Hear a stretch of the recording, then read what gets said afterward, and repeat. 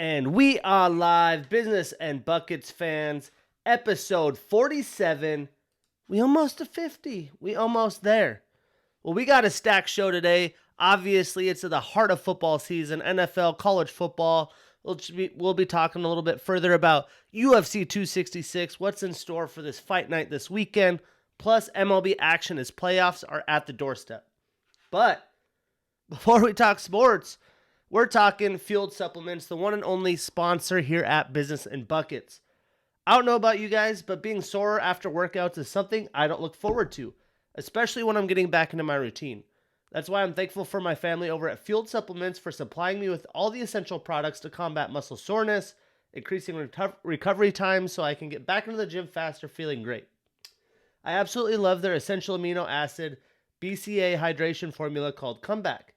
Plant-based fermented essential amino acids and BCAAs paired with your complete hydration complex, including coconut water and peak Himalayan sea salt for minerals and electrolyte balance. I tell you guys what, I'm a believer. Their new flavors are out of this world delicious. My favorite flavor is the sour gummies. So don't just take my word for it. Try it for yourself and save some money while you're in the process. Go to fueledsupplements.com and use my promotion code BUCKETS for 15% off everything on the website except whey protein. That's BUCKETS. So per usual, we're going to start in the NFL as there are some things happening around with headlines. Last week, some of the themes that we talked about was more penalties than normal this early in the season, plus all the injuries. And, you know, when you're such a human nature, we're used to routine, especially when you're a professional athlete, because you're in routines pretty much your whole life with sport, school, sport job, sport family. And with COVID, not having a normal offseason, not having training camp last year, no preseason, this year, short preseason, I think has a lot to do with the injuries. And it just doesn't have guys in their rhythm. Hopefully, going into next year, we can avoid that. But yeah, let's talk about some of the headlines, starting with Mr. Flash Gordon, reinstated by the NFL and ends up signing with the Chiefs of all teams, which you could look at this on paper and be like, wow, you add him to their team, a big-bodied, quick receiver, like it's game over. But I believe he's 32. Let me confirm this. Josh Gordon, 30 years old. He's 30 years old. I just don't expect him to be a playmaker for the Chiefs this year. I think as the season goes by, he'll be a potential target. If you remember his last season with the Seahawks, big body guy, good third down guy, throw him in a slant, get him prepared for some contact. I just don't think this is going to be anything too over the top. The Panthers trade for C.J. Henderson as J.C. Horn is out for the year, most likely. That's great. They did give up some capital, obviously, for him. But having him, J.C. Horn, this defense is young. They're nasty. Now they have a quarterback. They're going to have a pretty promising year ahead of them. But going into next year and the year after, especially on the defensive side of the ball, very, very impressive. The NFL is adding Monday night game to the wild card weekend, the super wild card weekend. For the first wild card, I'm not too opposed to it. Peter King made a good point that without the wild card, you have teams playing short notice that have to turn around and play into wild card weekend. Now they have some extra time after that week getting into that Monday night. Obviously, then a short week the next week. But at the end of the day, I'm not too opposed to it. It's just the one weekend. Blake Martinez tears his ACL. He's out for the Giants, most likely for the year. One of their leading tackler, good offseason additions. Another tough loss for the Giants, who's already a depleted unit. Speaking of depleted units, the Broncos receiving core, they lose KJ Hamler to an ACL. Without Jerry Jeudy, without Hamler, they do have depth, though. So, if you're a Broncos fan, blessing up there, you guys have a deep receiving core. You still have Noah Fant that I feel like could be used better. James White goes to the IR, expected to be out for the season. More so of a Tom Brady Foundation favorite, but it seemed like was part of the playbook with Belichick, with Mac Jones, and it's definitely a tough loss for them. Marlon Mack and the Colts both agree that they want to trade him as they have a pretty stacked running back room. He's fully recovered from his injury. but seems to be third string behind Nyheim Hines, who just got the contract, and also Jonathan Taylor, who is the every down back. The Lions surprisingly cut Jamie Collins after they tried to trade him. Obviously that he's a cap hit. I think a lot of this has to do with the coach and the new front office molding the team the way they'd want and get younger. But I'm sure he will sign to somebody that needs it. Maybe the Giants with Blake Martinez out. Quentin Dunbar joining the Cardinals. They're in need for secondary help, so he'll be over. Jumping ship to the Cardinals. I believe he's in his 30s. He might be 32. So he's definitely on the wrong... Oh, he's 29 years old, almost at 30. He's played in a few different teams, but still, we'll see if he still has play potential and get on the field for the Cardinals. Isaac Seumalo out for the year with the Liz Frank surgery. They're now without 3 starters on their offensive linemen. So for the Eagles, definitely bad news as the injuries keep on coming.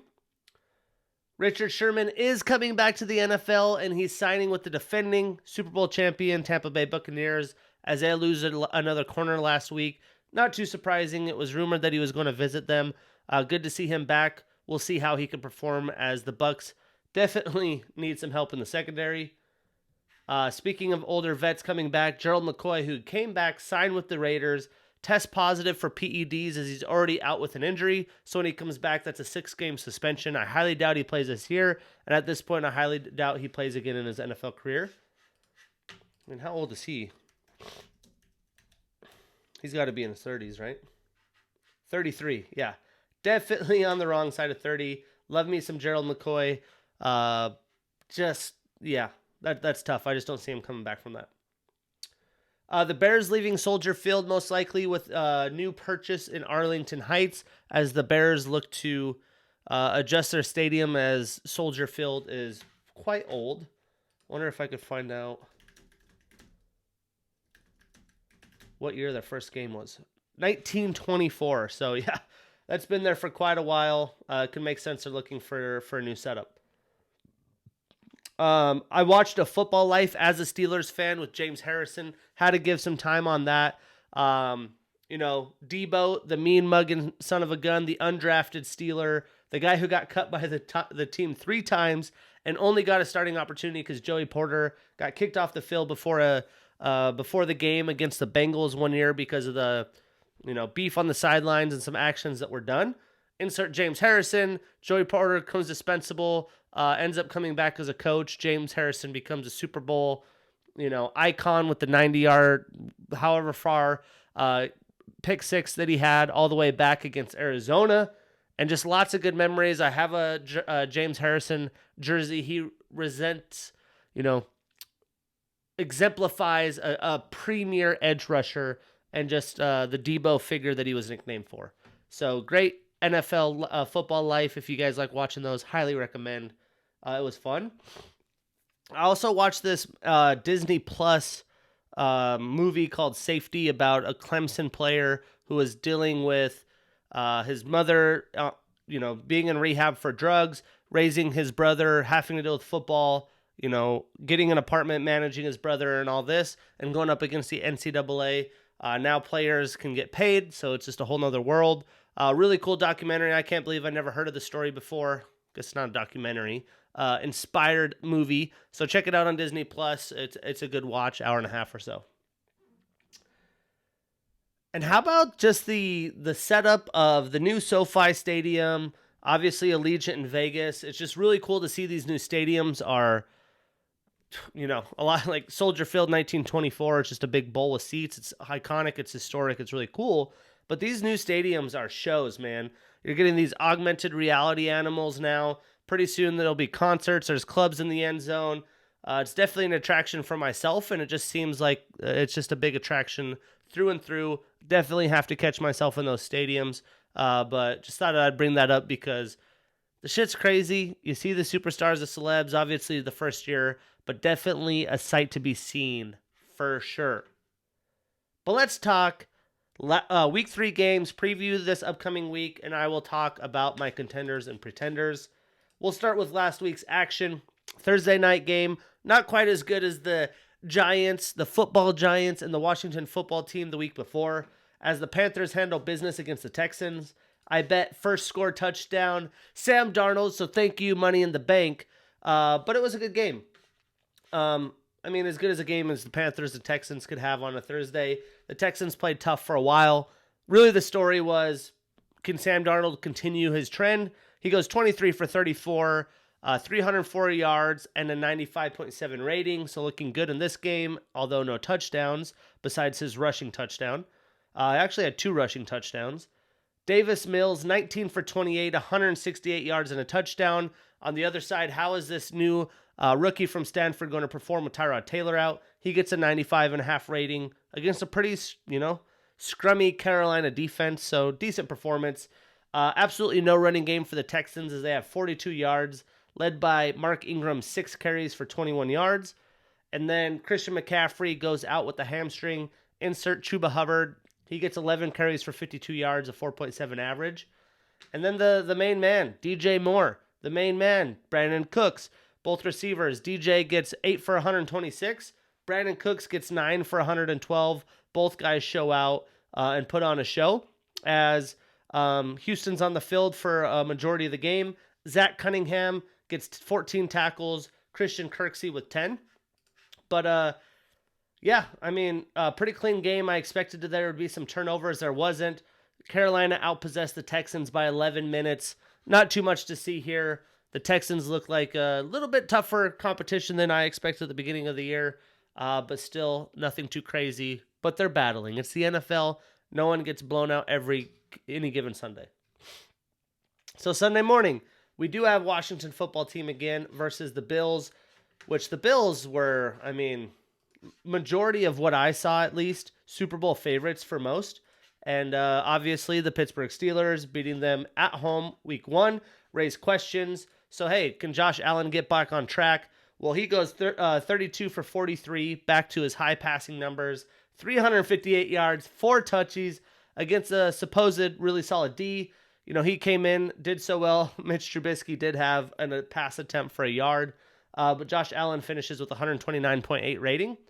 On the opposite side, Taylor Heineke still doing his thing, 14 for 24, 212 yards, 2 touches, did have 2 picks in the game. And the run game, obviously with the script, you're down 43-21 at the end. They were down most of the game. They ran for 78 yards. Antonio Gibson did get 12 carries, only 31 yards, which is a 2.6 average. So tough sledding there even when they did get the ball. Zach Moss continues to technically outshine Devin Singletary. He had 13 carries versus Devin's 11, 60 yards versus Devin's 226. Devin averaged a 2.4 per carry, while Zach Moss 4.6. So potentially, now that he's out of the doghouse, he'll get more running way, as the Bills definitely need to figure out the run game. You can't be throwing the ball 40-plus times every game. Cole Beasley leads Buffalo in those 358 yards. He has 11 catches for 98 yards. Emmanuel Sanders sneaking in there, 5 catches for a nice 94 yards and 2 touches.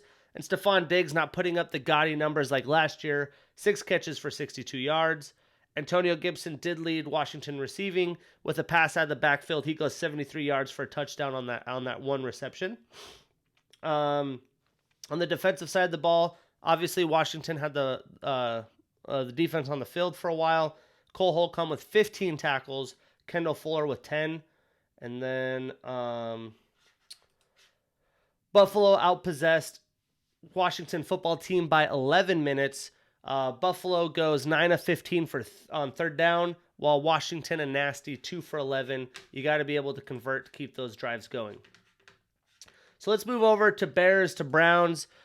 Justin Fields show. Everyone wants to see how the rookie quarterback will do. Is he going to last? Is he going to put up performances unlike what Trevor Lawrence has been able to do and Zach Wilson thus far?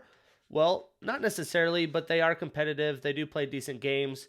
The Browns hold the Bears.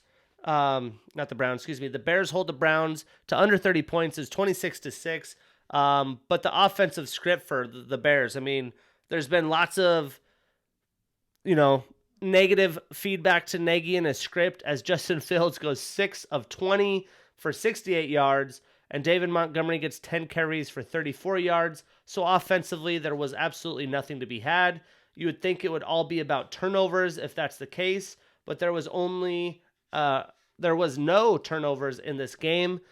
Baker Mayfield, decent game against a stingy defense, 19 for 31, 246 and a touchdown. But with Jarvis Landry on the IR, OBJ is finally back. Browns can take a sigh of relief. Browns fans, as he gets 5 catches for 77 yards to lead the team. Nick Chubb with a whopping 22 carries for 84 yards. No scores. Kareem Hunt, vultures the score, gets 10 carries for 81 yards and a touch. Also 6 receptions for 74 yards. So as they're hurting for receivers, Kareem Hunt gets some action as a receiver out of the backfield. Raquan Smith for the Bears does get 10 tackles. Mario Edwards Jr. with a sack and a half. Meanwhile, the Browns sounds the same.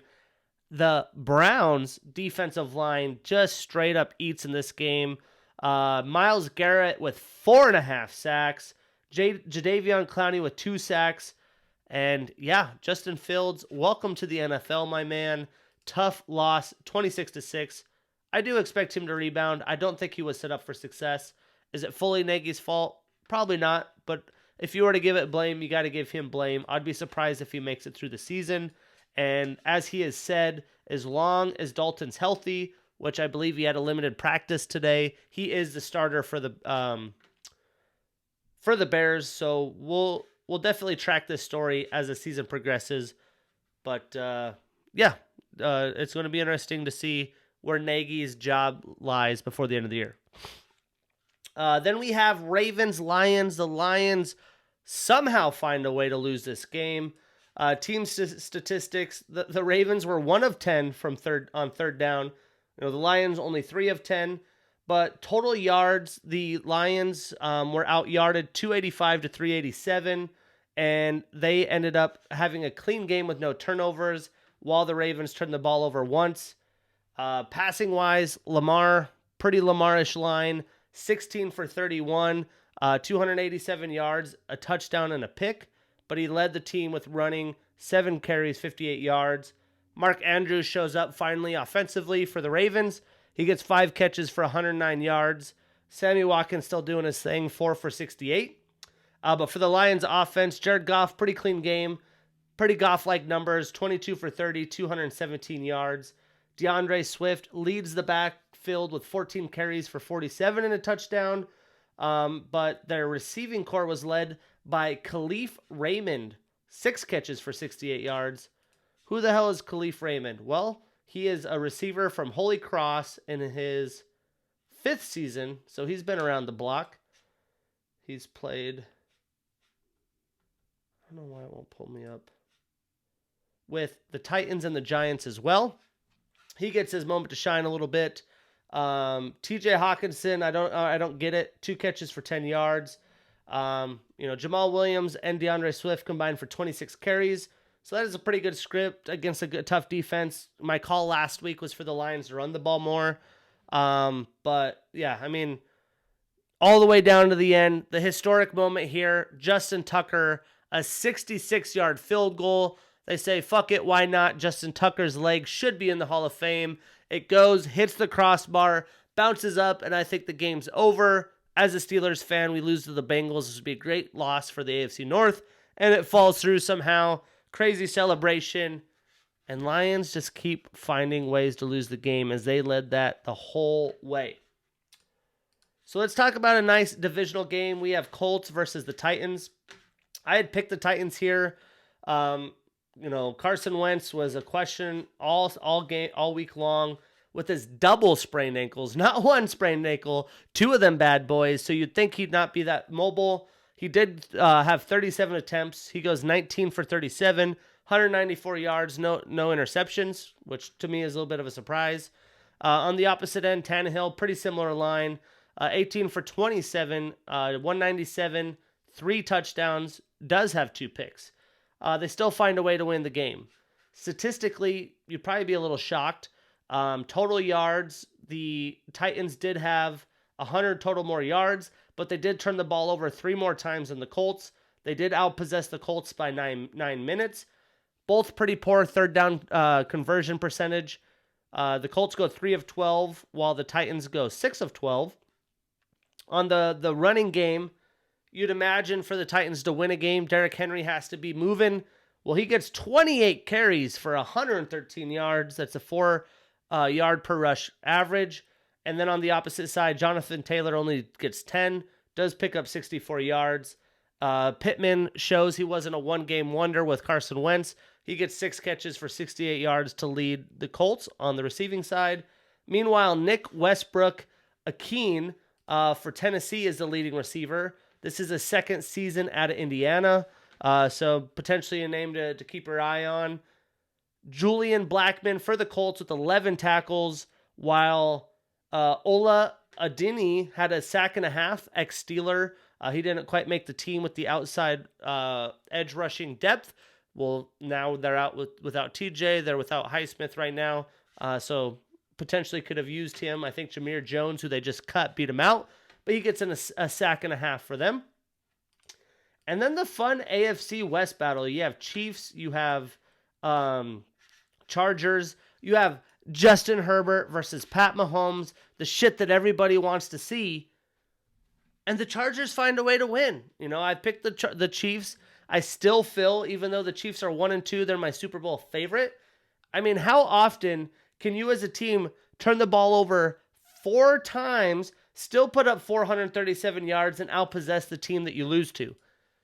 They can score in a blink of an eye, right? They could have a couple turnovers. Clyde Edwards-Helaire can turn the ball over, fumble it again, and Pat Mahomes can score in a matter of seconds. Just not enough in this game. Justin Herbert goes 26 for 38, 281 yards and 4 touchdowns as they steal this game in Arrowhead in front of their home crowd. Pat Mahomes, 27 for 44, 260, 3 touchdowns and 2 picks. And on the ground game, I expected Eckler, who the Chiefs have the worst rushing defense to this point, to be able to eat. He only gets 11 carries, does get a respectable 55 yards. Meanwhile, CEH comes out of nowhere. I know this because he's on my fantasy team. And even though he fumbles, Andy Reid sticks with them. 17 carries, 100 yards, average of 5.9, gets over that 100-yard mark. And then the receiving core, it seems like Mike Williams is Justin Herbert's favorite new toy. He continues to go on a tear. 7 receptions, 122 yards, and 2 touchdowns. That's probably my best fantasy draft pick. I had been running back heavy, was desperate for receivers. I thought Mike Williams is the best option, and probably got him as a steal in his ADP, to be honest. Austin Eckler does get 52 reception yards as well to go over 100 on the day. He gets a touch. Keenan Allen, 8 catches, 50 yards and a touch. Meanwhile, Travis Kelce continues to lead the Chiefs, and teams continue to try to shut down Tyreek Hill on the over-the-top throw. Kelce leads the Chiefs, 7 catches, 104 yards. On the defensive side of the ball, the Chiefs did fumble the ball twice. Not a lot of pressure from the Chargers or the Chiefs. And then there was 2 picks for the Chiefs as Alohi Gilman and Asante Samuel Jr., the rookie, gets his first pick in the NFL action. I'm sure we'll hear more of his name before his career is over. And then supposedly after the game, Andy Reid to the hospital, some health concerns. Probably just a lot of high stress, a lot of high pressure. He's a little older now, but supposedly he's okay. I haven't seen if he's confirmed to be coaching this week. I'm sure if Andy Reid has anything to say about it, he will. But he is 63 years old. That's a very high-stress job. Health issues aren't anything out of the ordinary. But the Chiefs are 1-2. There's a lot of pressure from the Chiefs, but I ain't scared. They're still my Super Bowl squad. They go to Philly this coming week, which we'll talk about in a minute. At home versus Buffalo, at Washington, at Tennessee. It's not an easy slate of games. They stumble a couple more times there. It's going to be interesting. You might want to think about another team winning the division, but pump the brakes. It's just entering week 4. I'm not ready to make that determination. The Saints beat the Patriots on the road. Jameis Winston continues to do his thing, 13 for 21, 128 yards and 2 touchdowns for 110 rating. And Kamara finally gets some carries, gets some yardage after a pitiful performance last week. He gets 24 carries for 89 yards, 3.7 average. Mac Jones, 30 for 51. They threw the ball 51 times for 270 yards, a touchdown, and 3 picks as these rookie quarterbacks continue to struggle. He does somehow end up leading the team in rushing with 6 carries for 28 yards, while Damian Harris gets 6 as well, but only has 14 yards. On the receiving side of the ball, Marquez Callaway leads the Saints for 4 catches, 41 yards, and a touchdown. The touchdown was just a crazy lob that Jameis threw up. He was about to get sacked, fall on his feet, threw it up. Callaway found a way to catch it. And then Kendrick Bourne leading the receiving core for the Pats. He gets 6 catches, 96 yards, and a touch. Jacoby Myers right there behind him, 9 for 94. No scores. Marshawn Lattimore, who had been struggling with injury, comes back, gets a whopping 10 tackles. On the defensive line, Matt Judon, the expatriate, comes over, gets 2.5 sacks. And the Saints find a way to win. That was not a game that I expected. I had picked the Panthers, got that right. Picked the Bills, got that right. Picked the Browns, that was right. Picked the Ravens, that was right. Picked the Titans, that was right. Picked the Chiefs, that was wrong. Picked the Patriots, that was wrong. Another 2 games I was wrong with. Had the Giants over the Falcons, but the Falcons find a way to squeeze out their first win on the season. Matt Ryan was 27 for 36, 243 yards, and 2 touchdowns, as injuries are everywhere for the Giants, and they continue to struggle and are still winless on the season. Daniel Jones, 24 for 35, 266 yards. Pretty respectable, given all the circumstances. But people want to know about Saquon. Well, he's back. They give him 16 carries. He gets a meaningless 51 yards on a 3.2 per rush average. Does get a touchdown against a not very good defense on the Atlanta side of the ball. Cordarrelle Patterson continues to be a Swiss Army knife. He gets 7 carries for 20 yards, which was less than Mike Davis's 12 carries for 50 yards. But he leads the team in receiving. This guy gets 6 receptions, 82 yards, and Calvin Ridley's right behind him, 8 catches for 61. And finally, Kenny Golladay gets in the picture a little bit. 4 catches for 64 yards, nothing too crazy. And Saquon Barkley gets 43 as receiving yards as well. On the defensive side of the ball, Tay Crowder for the Giants gets 11 tackles, while Foyesade Oluokun gets 14 tackles for the Falcons, and the veteran Deion Jones gets 12 tackles himself. Statistically, the Giants did go 7 of 14 on third down. They did get about 50 yards more than the Falcons, 346 to 296. They both turned the ball over and outpossessed the Falcons by 3 minutes, but they found a way to lose. The football Giants lose again. They stay 0-3 in a dumpster fire, the NFC West, or NFC East. And then the other game I got wrong, the Bengals defeat the Steelers. I thought this was big brother, little brother. I brought my Juju over Vontaze Burfict shirt last week, and this was definitely literal brother stomping the shit out of big brother. Pittsburgh's offense is a fucking disaster. They end up with 342 total yards, 9 of 19 on third down, which is a lot better than I would have expected.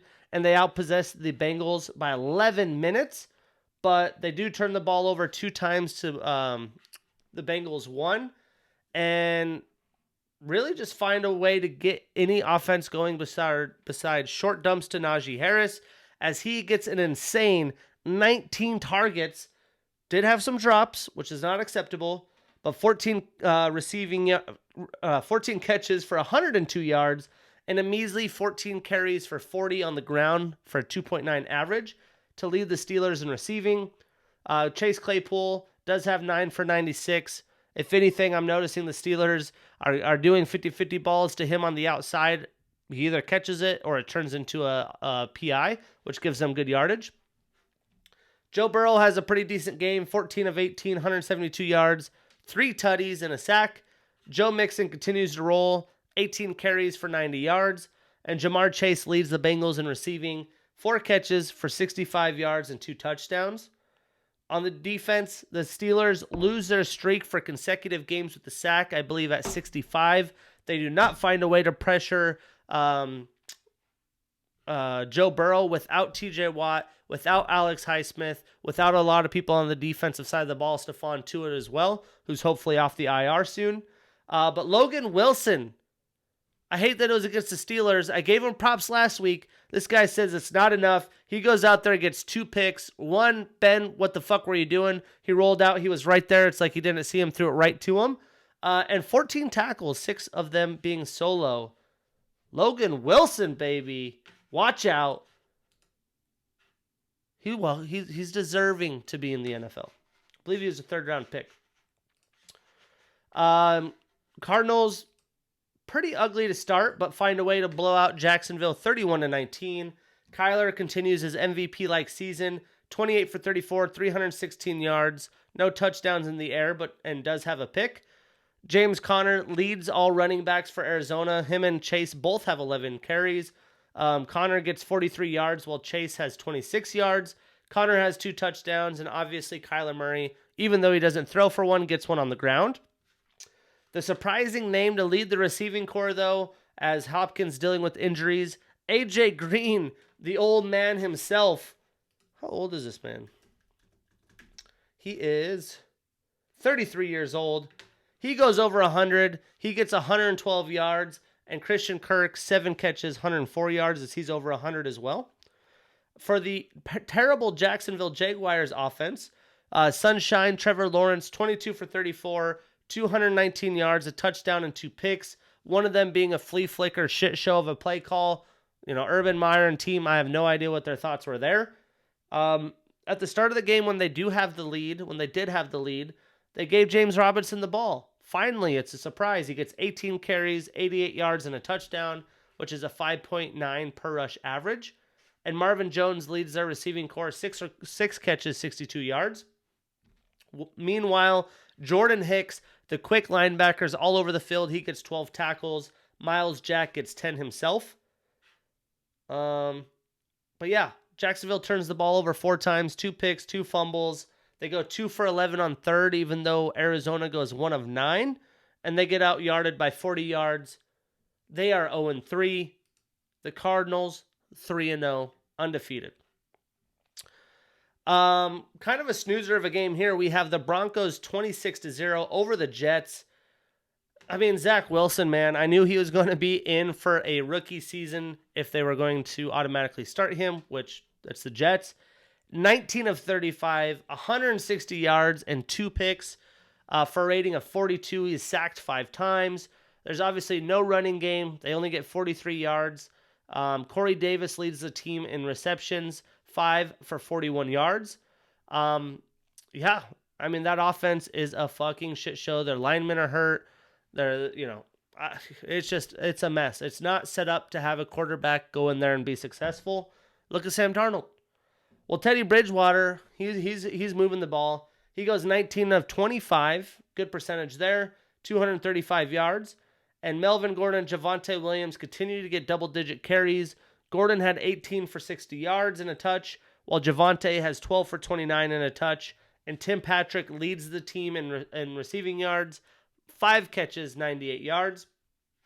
On the defensive side of the ball, obviously there was pressure. Alexander Johnson with 2 sacks. Malik Reed, Von Miller, Shelby Harris with a sack as well. And then C.J. Mosley, 10 tackles to lead the Jets. They're 0-3 though. I mean, let's look. Can they win a game? That's how bad this is going to be. Home against the Titans, no. Home against the Falcons, potential. Bye week at the Pats, no. Home against the Bengals, potential 2 wins. At the Colts, Buffalo, Miami, Houston, Eagles, Saints, Miami, Jacksonville, Tampa, Buffalo. So four teams. We'll see what can happen. I know for my eliminator, it's hard not to just pick the team playing the Jets every week. But that gets you caught because everyone does it. They end up winning and you're out of the eliminator. So moving on, the Raiders keep winning. They stay undefeated. Close one. Especially as they throw a pick 6 to start the game, and I believe the Vikings were up the Dolphins were up 17-0, but they win 31-28. Jacoby Brissett just getting forced into way too many throws, man. 32 for 49. He's throwing the ball 49 times. That's not a script to win if I'm the Dolphins. 215 yards. Myles Gaskin, 13 carries, 65 yards. I'm surprised they're not running the ball more. But Mike Gesicki getting in there. He's on my fantasy team on the bench. He gets 10 receptions, 86 yards to lead the receiving corps. And Derek Carr keeps just throwing for fucking numbers, man. 26 of 43, 386 yards, 2 touchdowns, does have an interception. And Peyton Barber somehow, no Josh Jacobs. Oh, insert Kenyon Drake, our highly paid backup running back. I mean, what the hell did they end up paying this guy? It's early, so maybe they're saving Drake's legs. This is their idea. You know what? Let's give this guy a shit ton of money to be our backup running back, and let's save his legs until later. I just don't get it. 2-year deal, $14.5 million, $11 million guaranteed. I don't know if he just lost the job or what, but Peyton Barber gets 23 carries to Drake's 8, goes for 111, 4.8 average and a touchdown. Fantasy people who had Drake for the handcuff are probably not very thrilled. On the receiving end, Edwards leads the way, 3 catches, but has 89 yards. And on the defensive side of the ball, man, Denzel Perryman's everywhere this year. 14 tackles. Cordy Littleton has 10 tackles. And for Miami, Brandon Jones does have 2 sacks. But clearly it's not enough. I mean, the Raiders go for 497 total yards. The Dolphins 330. The Raiders 8 of 15 on third down, while the Dolphins 6 of 18. And then the Raiders had the 1 turnover, which almost cost them. But they get away with it. And the game of the week, we have a potential NFC championship match. This was my NFL divisional, the way I had predicted the season. And I picked the Rams to win. Why? Well, their edge rush, their improved run game at the time, with Darrell Henderson out this game. He wasn't really a part of that equation. And the new quarterback, right? The new quarterback. That's their big shiny toy. And they delivered. They're up pretty much the whole game. They win 34-24. Stafford goes 27 for 38, 343 yards, 4 touchdowns for 134 rating, while TB12 throws the ball 55 times. He goes 41 of 55, playing from behind most of the game. Goes over 400, 432 and a touch for 103 rating. On the ground, there wasn't much to be had. Tom Brady led their backfield. That's how bad Rojo and Leonard Fournette's been. Leonard Fournette gets 4 carries for 8 yards. Rojo 5 for 11. And Tom Brady leads with 14 and a touch. You just can't believe it. On the Rams side, Sonny Michel gets a bunch of carries. Doesn't do a whole lot with them. 20 for 67, which is the 3.4 per carry average. And of course, Cooper Kupp keeps on balling. Eastern Washington grad FCS represent. We'll talk about Grizz Eastern Washington later. It's a big game this week. But he goes 9 of 96 for 2 touches. Deshaun Jackson, the home run king. Matt Stafford could get on the ball, unlike Jared Goff. 3 for 120 and a touch. And Mike Evans leads the way for Tampa Bay. 8 catches, 106 yards. On the defensive side of the ball, neither quarterback gets pressured too much. There's no turnovers. Pretty clean game. These guys look ready for the postseason. The Rams had 407 yards to Tampa Bay's 446. And the Rams go 10 of 15 on third down. Very impressive. The Bucks 6 of 13. Watch out. The Rams look like the real deal before they enter NFC West play. When is their first NFC West game? Oh, this week. Back-to-back. Cardinals at home at Seattle. Potentially thinking about going to that Seattle game. You never know. And then a game that was tough for me to pick, but I ended up picking the Vikings at home. And they delivered 30-17 over the Seahawks, as both teams are 1-2. But Minnesota needed this game to keep their season alive. Kirk Cousins, 30 of 38, 323, 3 touchdowns. Russell, 23, 32, 298 and a touch. And on the ground game, there is no Dalvin Cook. Insert mini Dalvin Cook. Alexander Madison, 26 for 112 yards.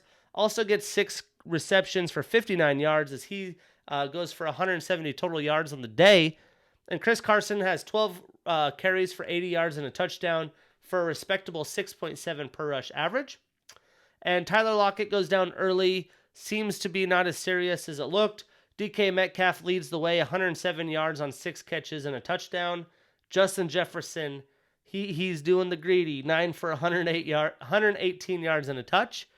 And Eric Kendricks gets 11 tackles and a sack from Minnesota. Jamal Adams with 12 tackles.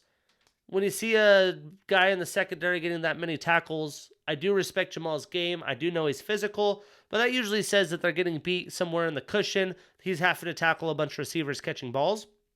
And then Bobby Wagner, always a tackling machine. He gets 11 tackles here.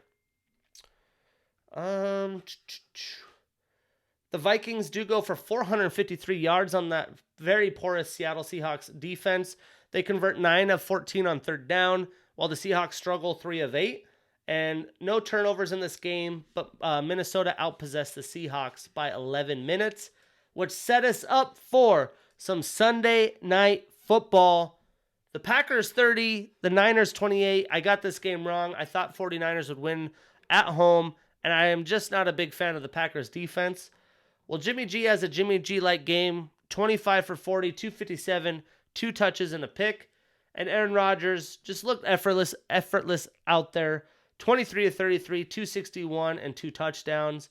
Aaron Jones chips in 19 carries, 82 and a touch.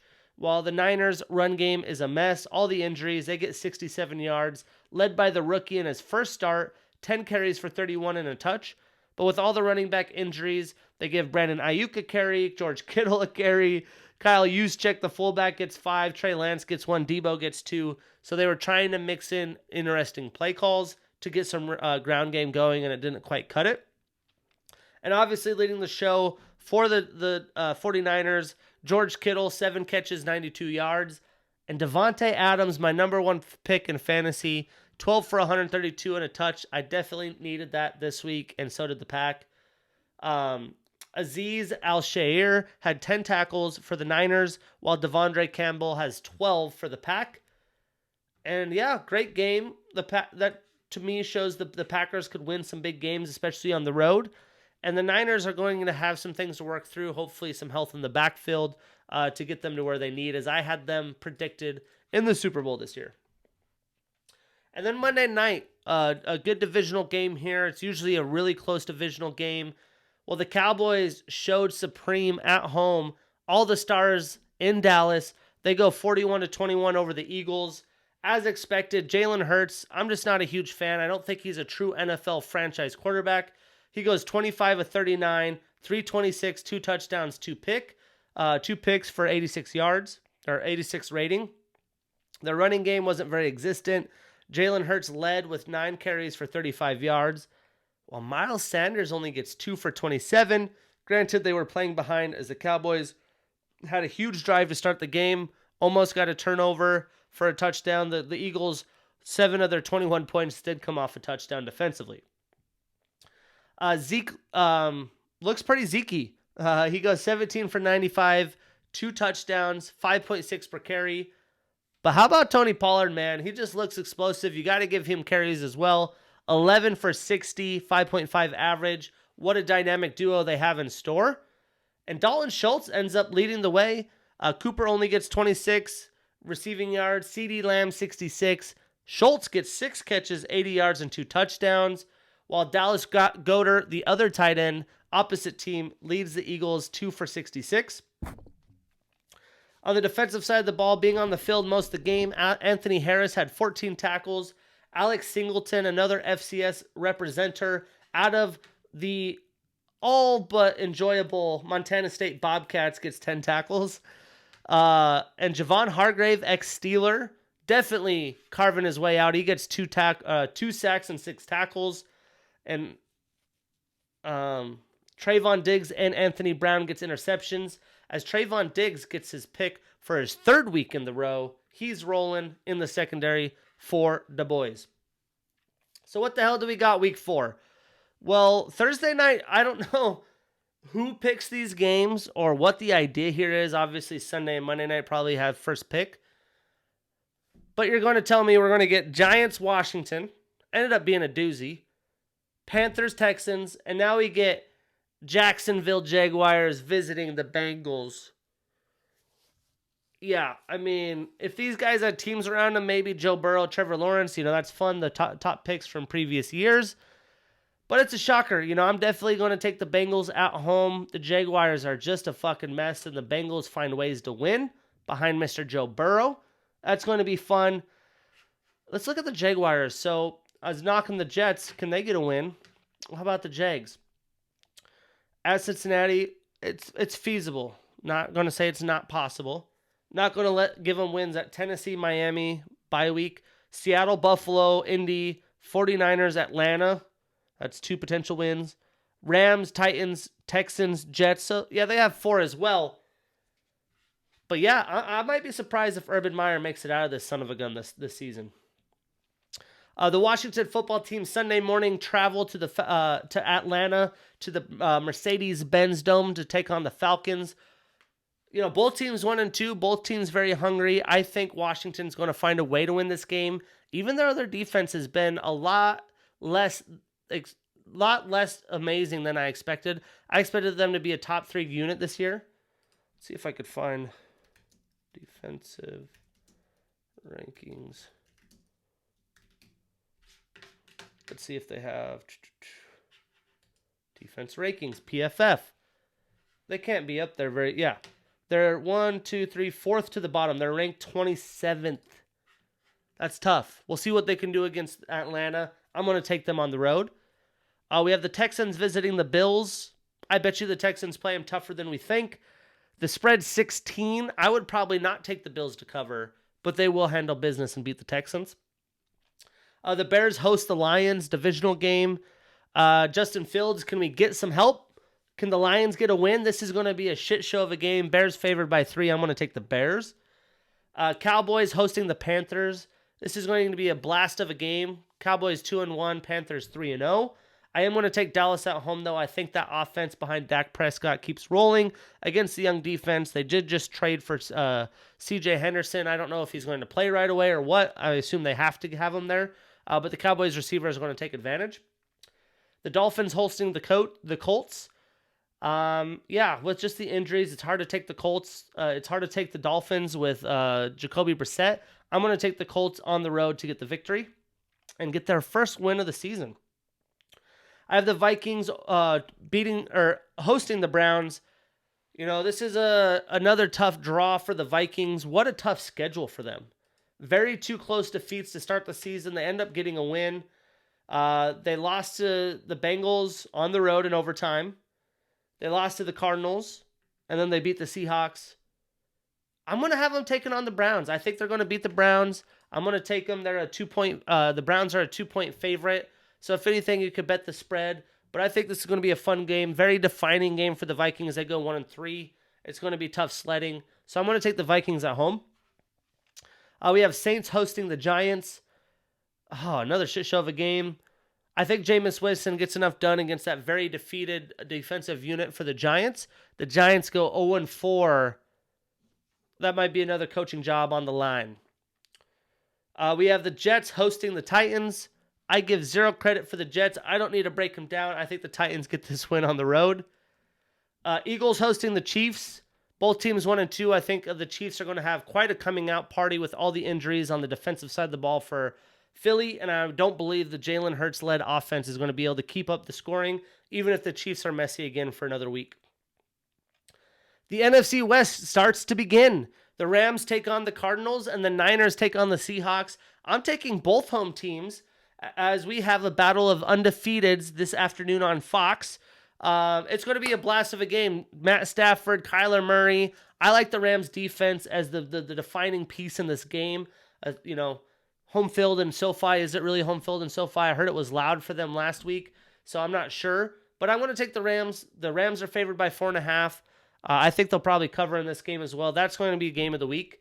And then you have Niners hosting the Seahawks. After a tough loss last week, can Russ turn around his team? I don't think they're going to have enough to do it. But how can Kyle Shanahan manage this game? I predicted Kyle Shanahan having a duo of Jimmy G and Trey Lance winning Coach of the Year. I don't know if I like what he's done systematically this far, so this will be a pretty defining game against not very good of a defense in Seattle. The Broncos host the very beat-up Ravens. Teddy Bridgewater looks to stay undefeated. They're favored by a point. I'm actually going to take the Broncos. I think that defense is going to hold Lamar in check on the ground, which that sets up a victory with all the injuries and the depleted unit of Baltimore. So I'm going to take the Broncos in Mile High at home. Not easy to win on the road in Mile High. Packers versus Steelers. How in the hell is the defensive side of the ball going to slow down Aaron Rodgers and Devontae Adams? They don't have the cornerback health. Their best corner is a 32-year-old Joe Hayden. Love you to death, but he's not slowing down Devontae. They're not going to be able to slow down the run game unless TJ Watt and the whole unit ends up playing this week, which doesn't look feasible. And our offense is so broken in Pittsburgh. I don't know how they're going to keep up scoring, so I am going to take the Packers. They're favored by 6.5. I bet you Pittsburgh does look improved. I wouldn't be surprised if they find a way to win just the way the season's going. But I don't think the Packers cover, but I'm going to take them in the picks this week. Going to be a good game to watch, though.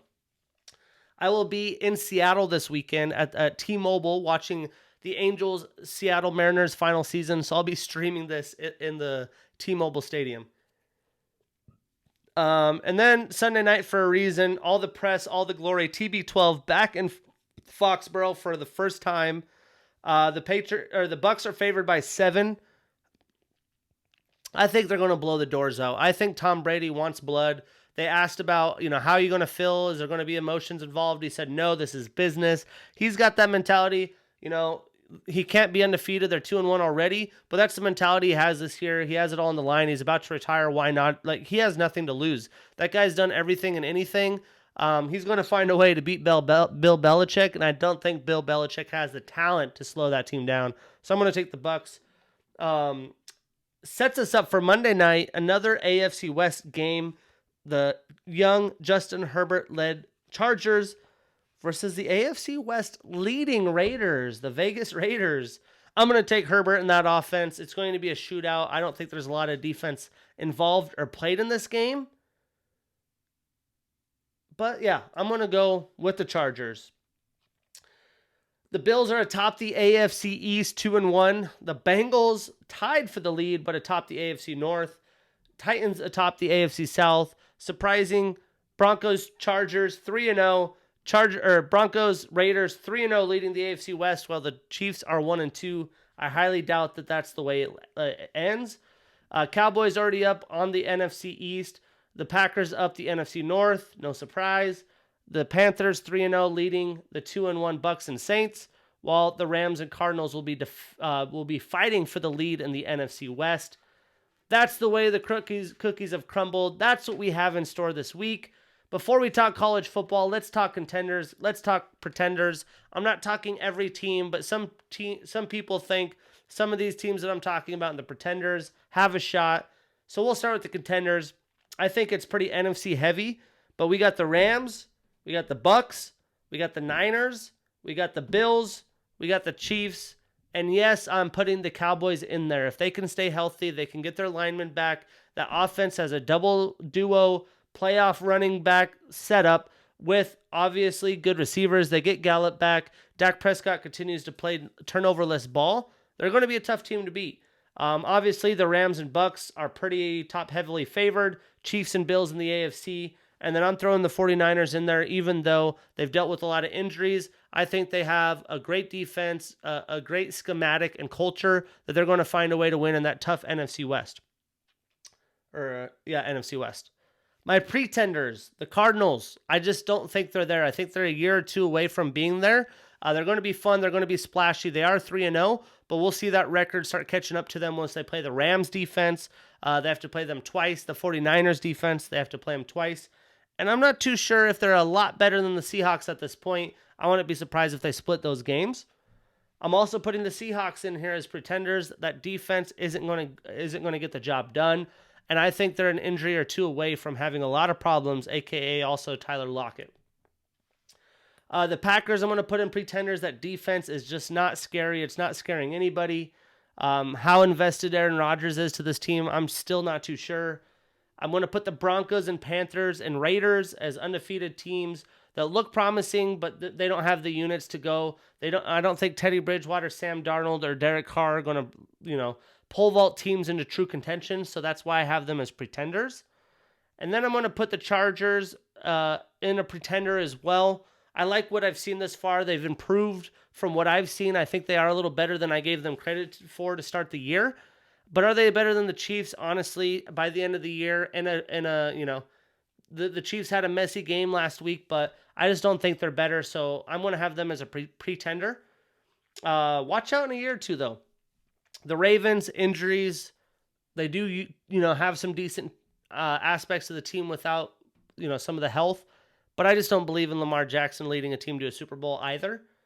And the Browns have all the names, right? They have all the excitement. I just don't believe in Baker Mayfield and the culture and the coaching of that team. And the Titans as well. Derrick Henry, that defense plays scrappy. We've seen what that can do in the playoffs. I'm just not putting my money on Tannehill and squad to be able to be a true contender. So my contenders, I got Rams, Bucks, Niners, Bills, Chiefs, and Cowboys. Pretenders, I'll put the Steelers in here too, just as a non-biased fan. I don't think they're anywhere, I don't know, contender or pretender, but Steelers, Cardinals, Seahawks, Packers, Broncos, Panthers, Raiders, Chargers, Ravens, Browns, and Titans. Contenders, pretenders. Week 4 coming at you. Let's talk college football. So in college football, we have updated rankings. We'll talk about the games here in a second. The top 4 now consists of Bama, no surprise, with 58 first place votes. Georgia, number 2 with 4.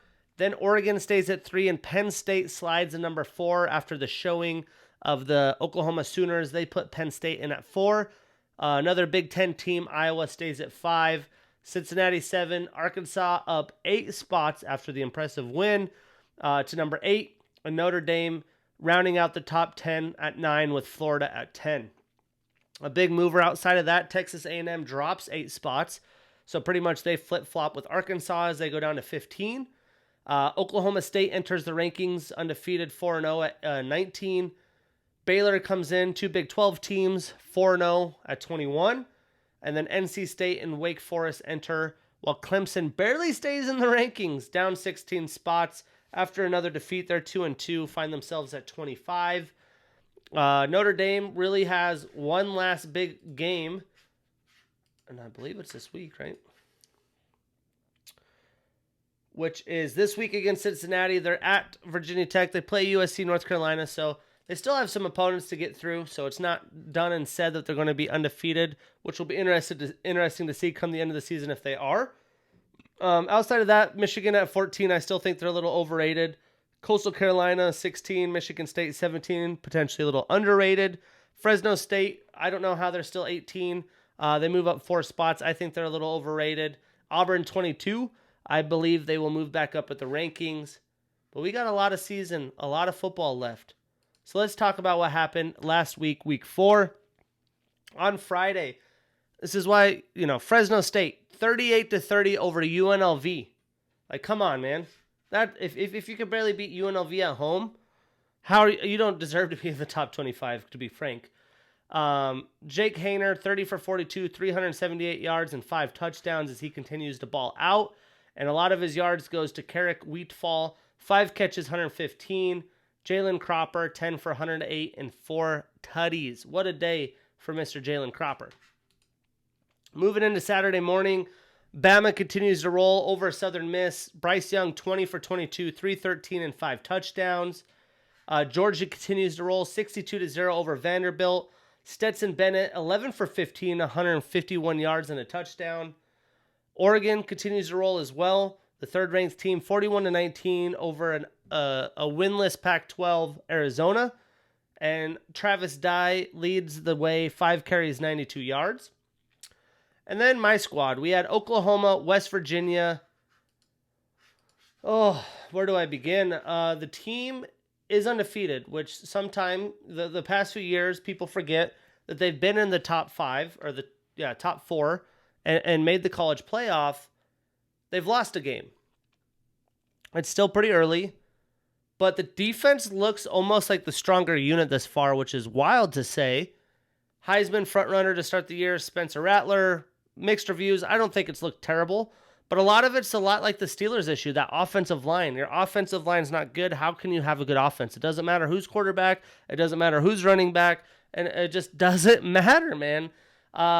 There's just way too much pressure being gave. The running backs have no holes. And they held a pretty good West Virginia team to 13 points, right? 1 touchdown in the first quarter. I believe it was their first drive of the game, maybe the second drive. Rattler does go 26, 36, 256 and a touch. But, yeah, I mean, it's a long season. I think there's a lot of new pieces for Oklahoma. They'll find a way, but it's looking rough right now, and that's why they've slipped in the rankings. We also had Penn State continue to roll against Villanova 38-13. Sean Clifford, it looks like he's really developed this year. I don't know if this is a super senior year and he got that extra year of eligibility because of COVID.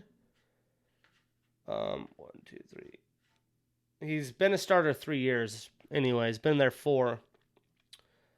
But yeah, he's playing good ball. I've knocked him so much. It's a long season for him as well, but he goes 19-26, 401, and 4 touchdowns. I mean, sheesh. Iowa continues to roll. They beat Colorado State 24-14. Spencer Petras 15-23, 224, and 2 touchdowns. Arkansas beating Texas A&M. Obviously, they don't have their starting quarterback, but still a solid squad. They're able to find a way to win. KJ Jefferson 7-15, 212, 2 touchdowns. They hold Isaiah Spiller to 12 carries, 95 yards and a touch, and they win 20-10. North Carolina State entering the rankings at 3-1 with the upset in double overtime. This went to double overtime. NC State missing field goals left and right. They still find a way to win. That's just how bad Clemson is right now. They win 27-21. Devin Leary leads the Wolfpack 32 of 44, 238, and 4 touchdowns. And then Ohio State rolls over Akron 59-7. Kyle McCord comes in as the rookie quarterback, doesn't start. He goes 13 of 18, 319 yards and 2 touchdowns. Florida rolls over Tennessee 38-14. Emory Jones, the quarterback, had 15 carries for 144 yards. And then it wasn't on Wisconsin in this game. I was really rooting for them to win to shut down the undefeated season of Notre Dame. But Notre Dame wins 41-13. Yeah, I mean, let's look at the team stats here. It was close until like the last 5 minutes. I honestly don't even know what the hell happened. That's why I'm looking at this, because I'm interested how this collapsed. Because going into quarter 4, it was 10-13, and then it was 17-13, and then under 10 minutes, Kevin Austin, a 16-yard touchdown pass. Then they get a field goal, pick six at the end of the game. Okay, that's what happened. Basically, the wheels fell off at the end of the game. Jack Cohen, 15-29, 158 yards and a touch. He did get hurt. Drew Pine comes in, 6 of 8, 81 and a touch. And Graham Mertz has 4 picks on the day. Tough. The biggest surprise, this is why Baylor's in the rankings. They beat Iowa State, who I believe started the season at 7. I was planning on going to Norman to watch Oklahoma, Iowa State. Figured they'd be undefeated. This would be for the division. It's not the case. Brock Purdy goes 22 of 33, 263, a touchdown and a pick. Breece Hall looking NFL ready, 27 carries, 190 yards for a 7 per yard per rush average, and 2 touchdowns. His long on the day, 42. Baylor's led by Gary Bohannon, right? They had their quarterback transferred to Utah because he wasn't getting a lot of playing time. It seems like that was a good move by them because he's not even starting at Utah. And yeah, I mean, Iowa State's able to out-yard Baylor almost by double. They had 479 yards to Baylor's 282. I didn't get to watch this full game. They outpossessed Baylor by 11 minutes and still find a way to lose the game. They both had a turnover, so that's not too crazy. But tough loss for Iowa State as they're 2-2 in this early season. BYU escapes to stay undefeated in the 15th ranked team over South Florida. Baylor Romney goes 20-25, 305 yards and 3 touches. Coastal Carolina keeps rolling. They beat UMass 53-3. Grayson McCall 10 of 14, 162 and 2 touchdowns. Michigan trumps Rutgers, even though it's a close game. Right? If you're going to be close against Rutgers, I don't have to think that highly of you. Blake Corum doesn't have the big game as he typically did this year. 21-68 for a 3.2 average and no touchdowns, but they still find a way to win the game. Michigan State beats Nebraska by 3. Looked like the Michigan State probably were expecting through most of the year. They squeezed by. No crazy offensive performances in this game. Auburn skates by Georgia State. A little scary game for them. They're definitely on a down low. Bo Nix, 13-27, 156 yards. I don't know if he got benched or what, but TJ Finley, 9-16, 97 yards and a touch. Did Bo Nix get benched? Pulled Bo Nix against Georgia State. Yep. Well, it says he's extremely frustrated about being benched. I thought highly. He was a Elite 11 quarterback. I watched the Elite 11. I think it's only on YouTube now. It used to be on NFL Network. He seemed like the real deal, and he gets benched, but Auburn finds a way to win. So that's definitely something to keep an eye on. UCLA, they find a way to beat Stanford. I was really rooting for Stanford in this one. Dorian Thompson-Robinson, 18-29, 251 and 2 touchdowns. And Zach Charbonnet, 23 carries, 118 and a touch. Well, it's all the Tanner McKee show for Stanford offensively. He goes 19 of 32, 293 and 3 touchdowns, and goes for 8 carries and 42 yards. LSU beats Mississippi State. Mississippi State's 2-2, while LSU is 3-1. Pittsburgh beats New Hampshire. And I'm almost honestly on the Kenny Pickett from Pittsburgh to Steelers train. He goes 24 for 28, 403 yards, and not 1, not 2, not 3, not 4, but 5 tutties on the day. Sure, it's New Hampshire, but oh my goodness, this guy can ball. And he doesn't have a huge supporting cast around him. Virginia Tech back in the winning column over Richmond. 21-10. Braxton Burmeister, 17-27, 212 yards and a touch. Minnesota drops a game against Bowling Green. Obviously, they're losing their starting running back, but their other running back, Trayson Potts, still gets 27 carries, 141 yards. Texas rolls, and I mean rolls Texas Tech, 70-35. I would assume they found their starting quarterback as Mr. Young Casey Thompson, 18-23, 303 yards, 5 touches, and an interception. I doubt that he gets benched the rest of the season. And Bijan Robinson with a good game, 18 carries, 137 yards. Maybe Texas is on the momentum way. The Big 12's winning some big games right now. Might be better than I expected coming into the season. Utah beats Washington State. Only reason I care about this is to see who's the quarterback. Well, guess what? It's not the Baylor transfer. It's Cameron Rising. He goes 13-23, 137 yards. And the ex-Oklahoma transfer, TJ Pledger, with 10 carries for 117 yards. That's an 11.7 per rush carry. He gets a touchdown. Boy, could the Sooners use him right now. Shout out Cowboys, Wyoming undefeated. Granted, it came all the way down to the wire to beat UConn. They went for 2 at the end of the game, didn't get it. Sean Chambers, 15-26, 149 a touch and 2 picks. And Xavier Valladay, 22 carries, 101 yards, and a touchdown. The Cowboys stay undefeated. What else we got? Louisiana Ragin' Cajuns end up beating Georgia Southern as they drop to 1-3. That's an FCS transfer school. Louisiana was top 25 coming in.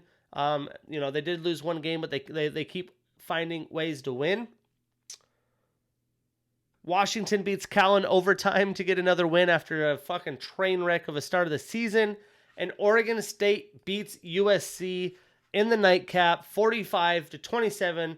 They didn't just beat them, they smoked them. Well, after Slovis gets hurt last week, they have the new freshman that looks amazing, looks college ready, looks Pac-12 ready. Well, Slovis comes back. He's 31-49, 355 yards, a touchdown, but 3 picks on the day. That's got to be a head scratcher for the head coach to figure out, as USC is 2-2, 1-2 in the Pac-12. And in FCS land, Montana has homecoming. They play a team that always plays them tough in Cal Poly. Well, guess what? Montana steamrolls Cal Poly on homecoming. Mostly a defensive effort there, but they put up 39 while they hold Cal Poly to 7. Cameron Humphrey, 15-24, 215 yards and 2 touchdowns. Xavier Harris, the freshman running back, 9 carries, 70 yards. And Samuel Kim, 2 catches, 84 yards, and a touchdown. They're going to need a lot more offensive firepower if they want to beat Eastern Washington this week. Elsewhere in the FCS world, I believe there was one more big game this week. South Dakota State beats Indiana State 44-0. It's a highly ranked team. I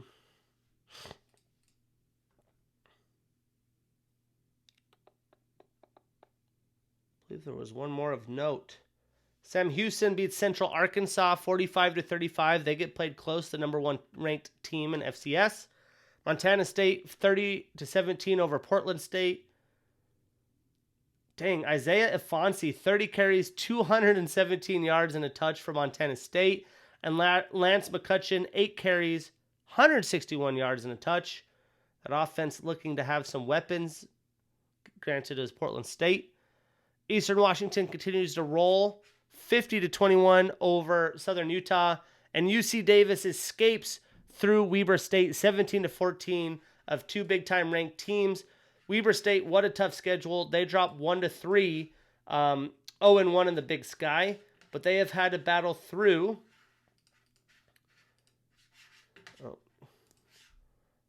They've had to battle through a very tough start of the schedule. They got beat by Utah 40-17. They beat Dixie State. They lose to James Madison, another highly ranked FCS team, and lose to UC Davis. Looks like a defensive game for sure. The quarterback for UC Davis, only 99 yards. Kylan Weiser for Weber, 19-32, 225, a touchdown, and 2 picks. Let's see. Weber State with 3 turnovers. You can't win the game being -3 in turnovers. Well, for Washington State, not a lot of turnovers here. Eric Barrier, 30-43, 518 yards and 4 touchdowns. Jesus, I hate to say it, but that's an Eastern Washington stat. Their 2 receivers, Tololo Limu Jones, 7 receptions, 175 and a touch. Efton Chisholm III, 8 for 147, 2 touches. Can that Montana Grizz defense slow down the on-fire offense of Eastern Washington? Both teams are ranked in the top 10 in the FCS. Let's see what the exact rankings are. I know that Montana's still 15. Go Grizz, little up top shirt. Shout out Colt Anderson and his brother and everything they're doing there. Got to get them on the podcast. Get them on the business episodes. Montana 4, they stay at 4, get 2 first place votes. And Eastern Washington moves up a spot to number 6. So massive, massive battle in the Big Sky, in the FCS. And it's so good, they flexed it. They said ESPN Plus is not good enough. Let's put it on ESPN 2. I've almost debated of driving all the way down to fucking Cheney, Washington to go watch the Grizz take on Eastern Washington. But I'm afraid that offense is going to put up too many points. I don't want to drive back pissed off. I'll be in T-Mobile, probably streaming it while watching the Angels probably lose to the Mariners as they vie for the playoffs, which we'll talk about.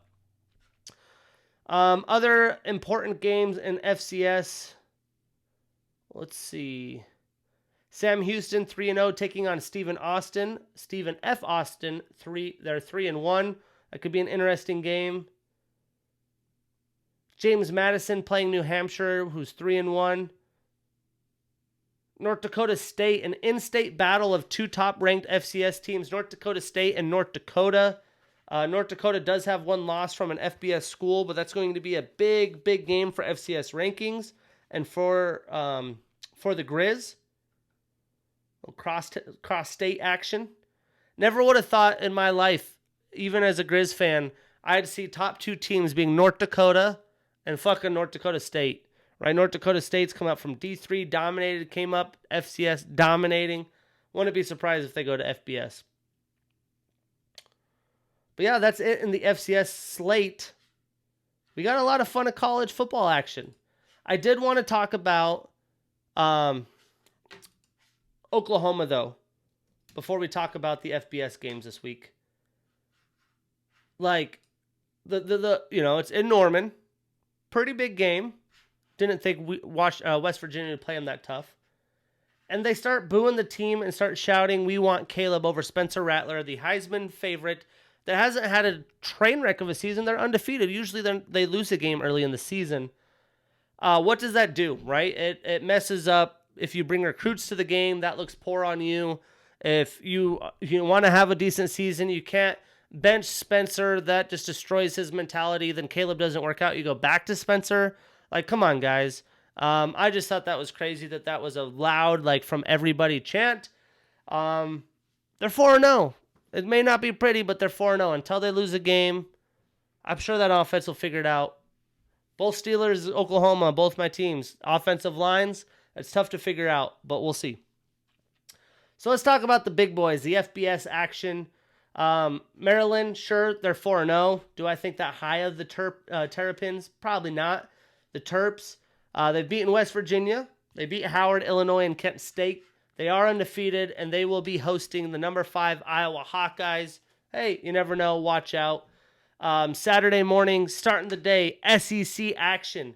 The 8th-ranked Arkansas Razorbacks will be traveling to play the Georgia Bulldogs, the number 2 ranked team. That's going to be a fun game for Saturday morning, people. I know I got some chores to do. I got to get up, stream that game. Probably at halftime, go do my chores.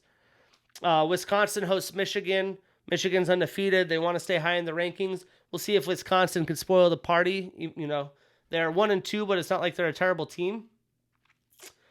Pittsburgh, Georgia Tech hosting Pittsburgh. I will be watching the Kenny Pickett show.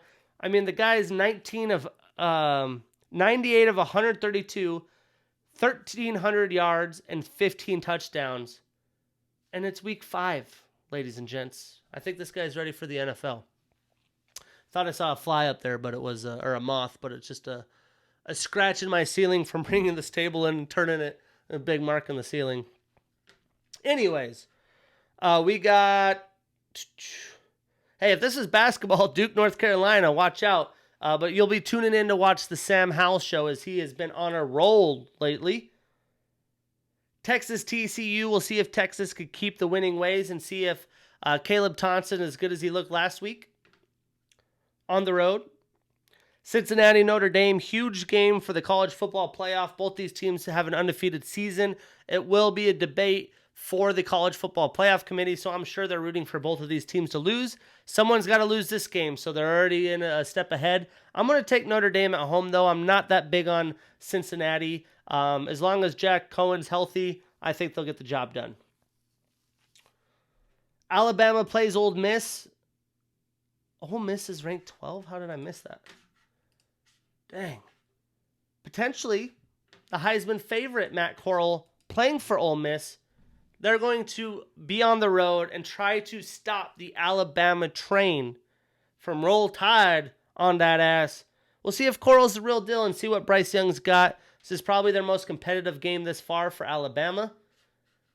Memory serves, they played Miami, Mercer, Florida. Florida was very tough, so potentially not. I'd probably say Florida's tougher. But still another big game. That's the SEC. That's life in the SEC. Texas, Oklahoma, strap in, because when this actually happens, yeah, it's going to be brutal. Stanford hosts Oregon. Stanford always plays Oregon tough. That could potentially be a playoff breaker for the Ducks, so definitely worth tuning in. That's an afternoon 12:30 Pacific game. My Oklahoma Sooners playing Kansas State. You would not think an unranked team would be that big of a game, but Kansas State has defeated Oklahoma the past 2 seasons. They do have Deuce Vaughn, who has 393 yards and 5 touchdowns. They're not going to have their starting quarterback, but still a road game for Oklahoma. I will definitely have my eyes tuned in and glued to the TV for that one. Dun, dun, dun. Heading into later in the day, we have Baylor, Oklahoma State, 2 teams that are now in the top 25. Bravo, Big 12, of showing some competition. I thought the conference was going to be dog shit this year. I like Oklahoma State at home. I like their quarterback over at Gary Bohannon. I like Sanders and that offense, what they have to do. I think it's going to be a fun game, and it's going to play big dividends for teams that want to have an opportunity for the Big 12 championship. Indiana, a previous ranked team, will be playing Penn State. Penn State being fourth, you think they'd be able to roll through Indiana, but people have thought highly of Indiana. Maybe they put it together and stop the Big Ten train of the Nittany Lions.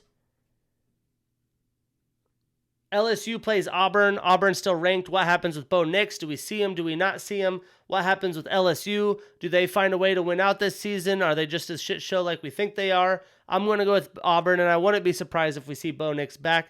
Maybe that was just a treatment to get his head out of his ass. And that's really it for big games next week.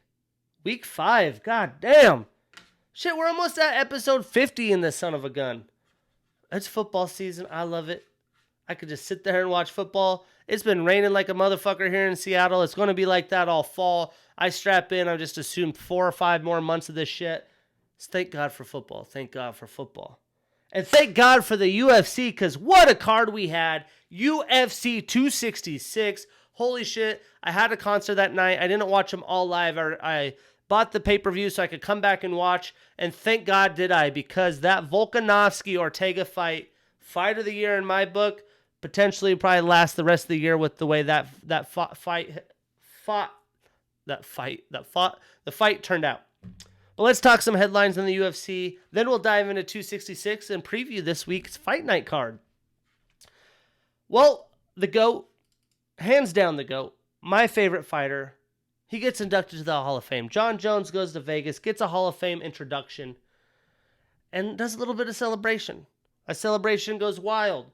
A report said that the cops had come. The girl, I've heard it's like his fiance, just some girl, has blood on her face, marks on her face. And as the cops come, he slammed his head in the police car. He goes to jail. Damage to a police car. Potential for domestic abuse.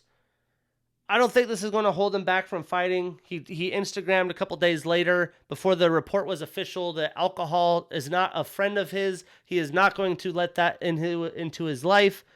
I enjoy alcohol, right? I enjoy having my vices. But how do you let it get that over the top? There's got to be a lot more than alcohol involved, in my opinion. But where there's smoke, there's fire, right? Maybe one thing leads to another for Mr. John. Please get your shit together. Please fight and win the UFC heavyweight title for us and give us some prime years, because we are devastated as fans not being able to watch you fight as much as we deserve and as you deserve, Mr. Jon Jones.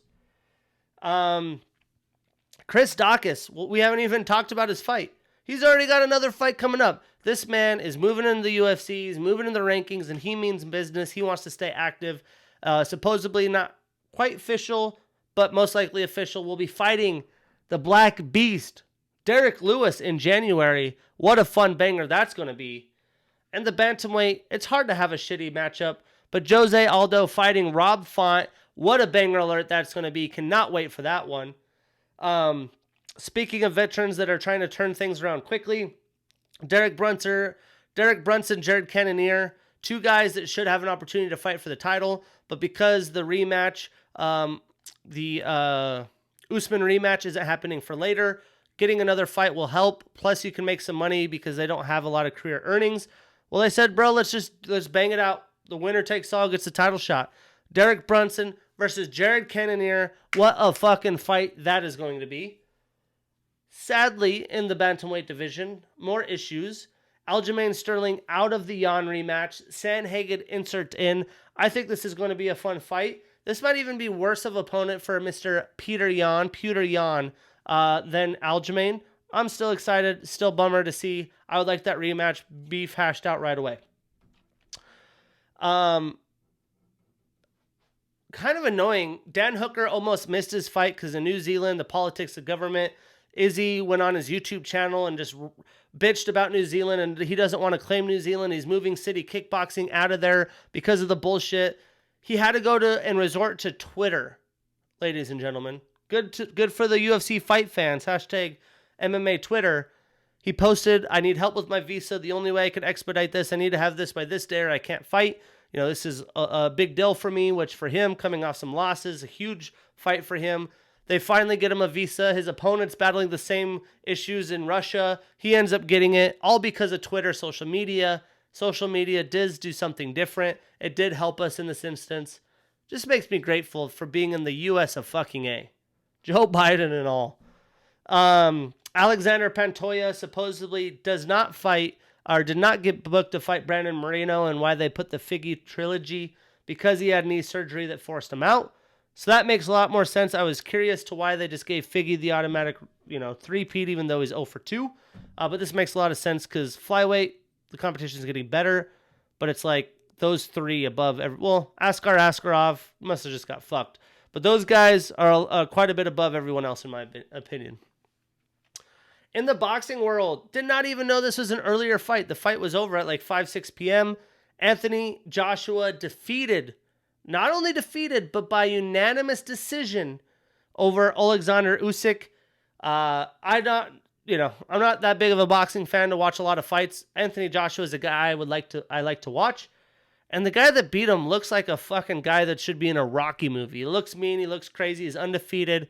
Maybe Alexander Usyk's a guy to watch moving forward. We'll see. Bellator 267 happening this Friday. Douglas Lima versus Michael Page, the rematch. Lima coming off 2 losses. Definitely needs to get back on the win column. That's worth tuning into again on Friday. But fuck Bellator, fuck boxing. We had UFC 266. We started off with hell of a fight card. A fight that I did not dive into and won't be recapping. You have to get props to Talia Santos. Nice unanimous decision victory. Bravo. Bravo.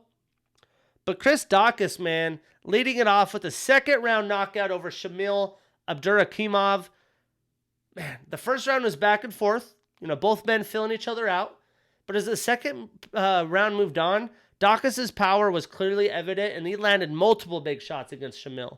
He landed 38 total and significant strikes versus Shamil's 23 total and significant. And with this big win against the top 10 opponent, it had leapfrogged him up the rankings. He goes up 3 spots to number 7 and now has a date booked with the Black Beast. Is he ready? I don't know. Am I going to tune in and find out? Abso-fucking-lutely. He has now won 5 in a row. The ex-policeman out there knocking motherfuckers out. Shamil drops down 1 spot to number 8. And with the next fight, supposedly set up for Chris, Shamil, who's lost 2 in a row, could maybe fight someone like Augusto Sakai, who's ranked number 10 and lost 2 in a row as well. But the heavyweight starting to shake out. Can't wait to see the Cyril Gane and Ngannou, John Jones inserted in the mix. And please, can we get Stipe back in action? Dan Hooker with his visa and all. Unanimous decision over Nasrat Haqparast. For me, my takeaways after this fight is that Nasrat is a promising future. He's young. I believe he's 26. And I just don't think Dan Hooker is ever going to get a shot at the title in the lightweight division. The top dogs in this division may be the meanest in all divisions. And I expected him to have a highlight performance knockout here to get back on track and get back into the rankings. And, he did have 3 takedowns. He had 177 total strikes, 73 of those significant, while Nasrat only had 35 and 27 significant. But this wasn't quite the performance that I was expecting, even though those numbers are, lopsided. Hooker does start a new winning streak, though, and now he's up to number 6 in the division, while Nasrat starts his new losing streak. Although it won't happen, I think a fight against Conor would be a blast of a fight. And if not, give him Tony. Give him Tony on his way out. Let him get another winning streak under his belt. But I'm not the matchmaker. We'll see what happens. Nasrat himself could fight a Leonardo Santos or Vince Pichel that are in the lightweight division further down. He could try to get back in a win streak. I'm sure we'll hear more of his name in the future. And then the fight that killed one of my parlays. I won the other. Watch out. I got the Sam Darnold first touchdown scorer, and I got a parlay in the UFC this weekend. Not a bad little weekend. Well, Merab the Machine Dishvili has a second round KO over Marlon Moraes, and what a wild fucking fight. Marlon Moraes was this close to finishing him. The fight was pretty crazy, right?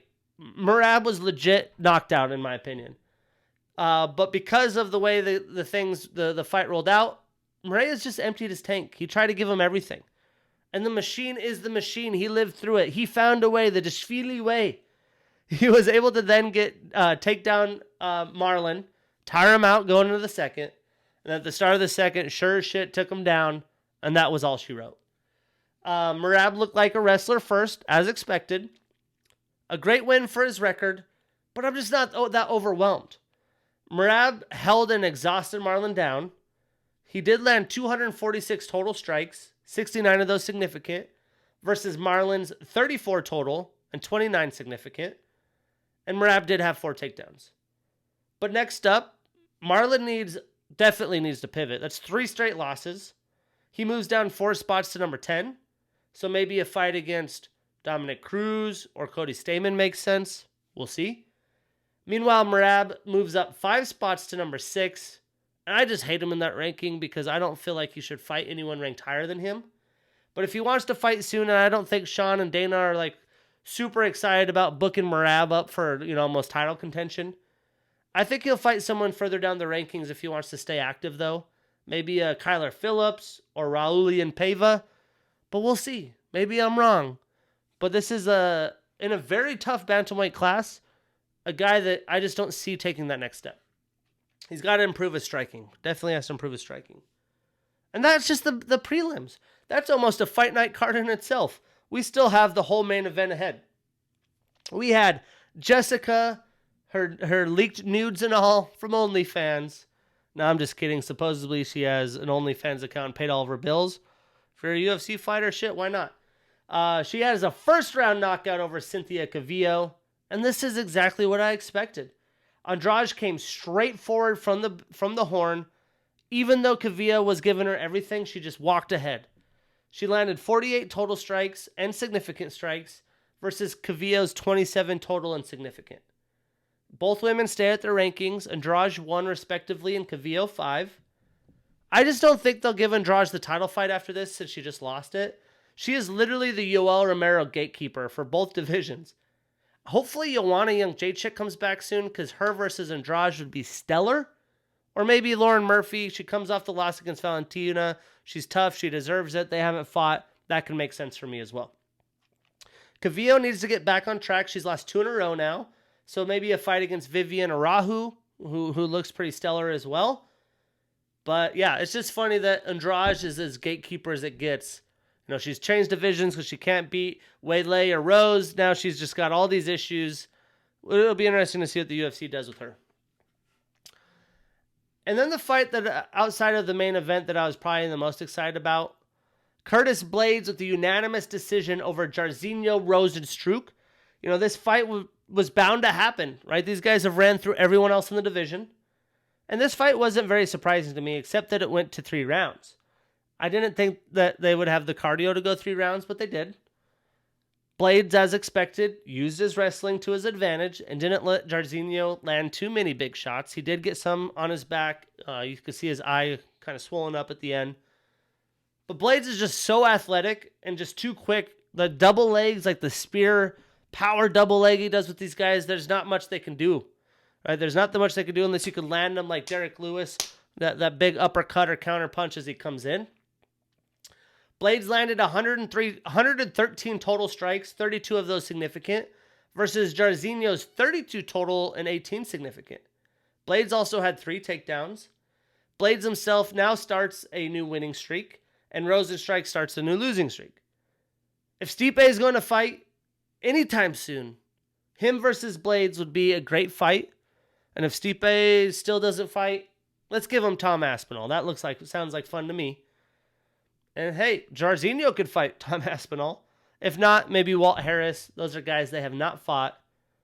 There's not a lack of fighters. Both fighters keep their rankings in the heavyweight division. And then the return of Mr. Nick fucking Diaz. Robbie Lawler, the ruthless Lawler, third round knockout over Nick Diaz. And it was just like the first fight, a boxing specialist executed boxing match. The long-awaited return, it was fun while it lasted. I do think he injured his knee at the end of the fight, which, caused the end of the fight. But Nick didn't even look close to making weight. Obviously, they had an agreement to move it up to 185, not 170. I don't think he can make, this guy, again, this is what I was worried about when picking him, right? You okay, well, let's think about it. He's a marathon or does like Ironmans, all this shit, but he could smoke a lot of weed and, do Diaz things. How prepared is he going to be? He didn't look to be in amazing shape. Like, he really wanted it that bad. His performance, Lawler, tough opponent, but is he a contender? Absolutely not. You put him in there with Usman, fucking Nick's going to get murdered, man. I can't believe that he was really thinking that that's the level that he was at. I personally don't expect him to return. He said if he got his ass whooped, he'd fight more. Maybe that is the case. I'm interested to see what happens, but my guess and bet would be that he doesn't. A very anticlimactic finish here. Like I said, I think Diaz's knee was gone. He didn't really speak on it, just said it is what it is. I think that was a reason for the finish. Diaz did land 150 total insignificant strikes to Lawler's 131 total insignificant. I thought Diaz, to my point in the previewing this card, was maybe going to look to take him down and do some jiu-jitsu, but they were happy boxing it out. Diaz hasn't won now since August of 2019, and Lawler is starting a new winning streak. Ruthless could fight Miguel Baeza maybe, or Kevin Lee, who's been struggling. But I don't know what much left is in the tank in the UFC world for Robbie Lawler either. And then the bullet. It took till the fourth round. Lauren's tough, but she got the fourth round TKO over Lauren Murphy. The story here was the toughness of Lauren. Valentina is just so next level to everyone besides Nunes. That's the fight I want. Murphy is usually the fighter stepping forward, but not against Valentina. She came in. She landed 132 total strikes, 98 significant, had 3 takedowns, while Lauren had 19 total and 11 significant, less than 20 strikes in 4 rounds. It's insane, especially someone who's usually the aggressor. While Valentina is now on an 8-fight winning streak, maybe they give her the winner of Alexa Grasso and Joanne Calderwood, or maybe they give her Nunes, but it's just there's a lack of opponents for her, absolutely. Murphy starts a new losing streak, but doesn't move down in the rankings. A rematch against Caitlin Chukagian could be next. Or maybe Jennifer Maia makes sense. But we shall see. And then, fight of the fucking year. Volkanovski, unanimous decision over Brian Ortega. What a blast of a fight, man. I was literally sitting there, post-concert, pretty lit. Had some substances in me. One of my friends here, and I was just like, I kept pausing it like, dude, this is fucking insane. Oh my God. I should actually look. Let's see, Saturday. I don't know how long they gave me the fights, but I got to watch that shit back. That's how good it was. I might watch it right after I record this motherfucker. I'm recording this a little later. It's Wednesday night. Usually I record it earlier, but I'm in sales. It's end of month. I have a lot of shit going on. But yeah, that might be my nightcap. Rewatch that shit, get me fired up. That's how good this was, man. I was loving every second of television. I could not believe it. Some are calling it the best fight of all time. Some are calling it fight of the year. Some are even calling round 3 one of the best rounds in UFC history. That's the kind of shit we just saw. Volk, I mean, how can you not respect and like the guy? He's a true champion. And he was in deep fucking waters. I mean, deep waters. His quote, I was in, oh fuck, I'm going to lose the belt deep. Right? In the guillotine, was deep in a triangle. You could see the guillotine the way Ortega caught his leg, got Volkanovski down. It wasn't a takedown. He kicked, caught his leg, and landed on him right into the guillotine. He's a sharp jiu-jitsu guy, and that motherfucker's deep. You could see Volkanovski trying to put his head to chest, and he's just doing this, and he's making noises. Ortega's like, I heard him gurgling. And the fucker, the Aussie, got the fuck out of it. I cannot believe it, man. This shit was insane. I did say the only way Ortega could win is if he catches him in a transition in BJJ. He almost did twice. But Volkanovski, man, holy fucking Christ.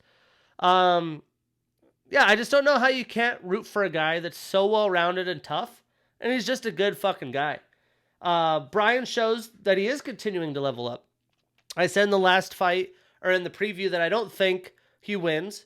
But I'm interested to see after his last fight that was a true level up, how far he's leveling up. Like, what is his ceiling? What is he capable? I think he's 29. He might be 30. Which is not even on the edge of entering your prime in fighting. Yeah, he's 30 years old, February, so pretty young, 30. Whew. Yeah, he just keeps leveling up. This is the best Brian we've seen.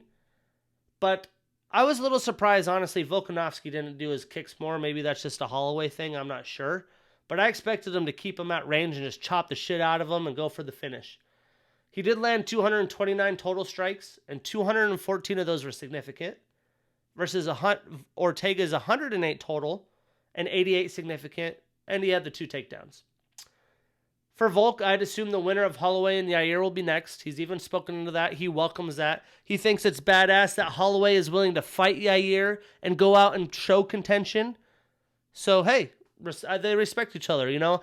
I would probably be the biggest Volkanovski fan if it wasn't him holding up the title from Holloway, who's my favorite fighter today outside of John Jones, he's just not very active, so Holloway's the guy.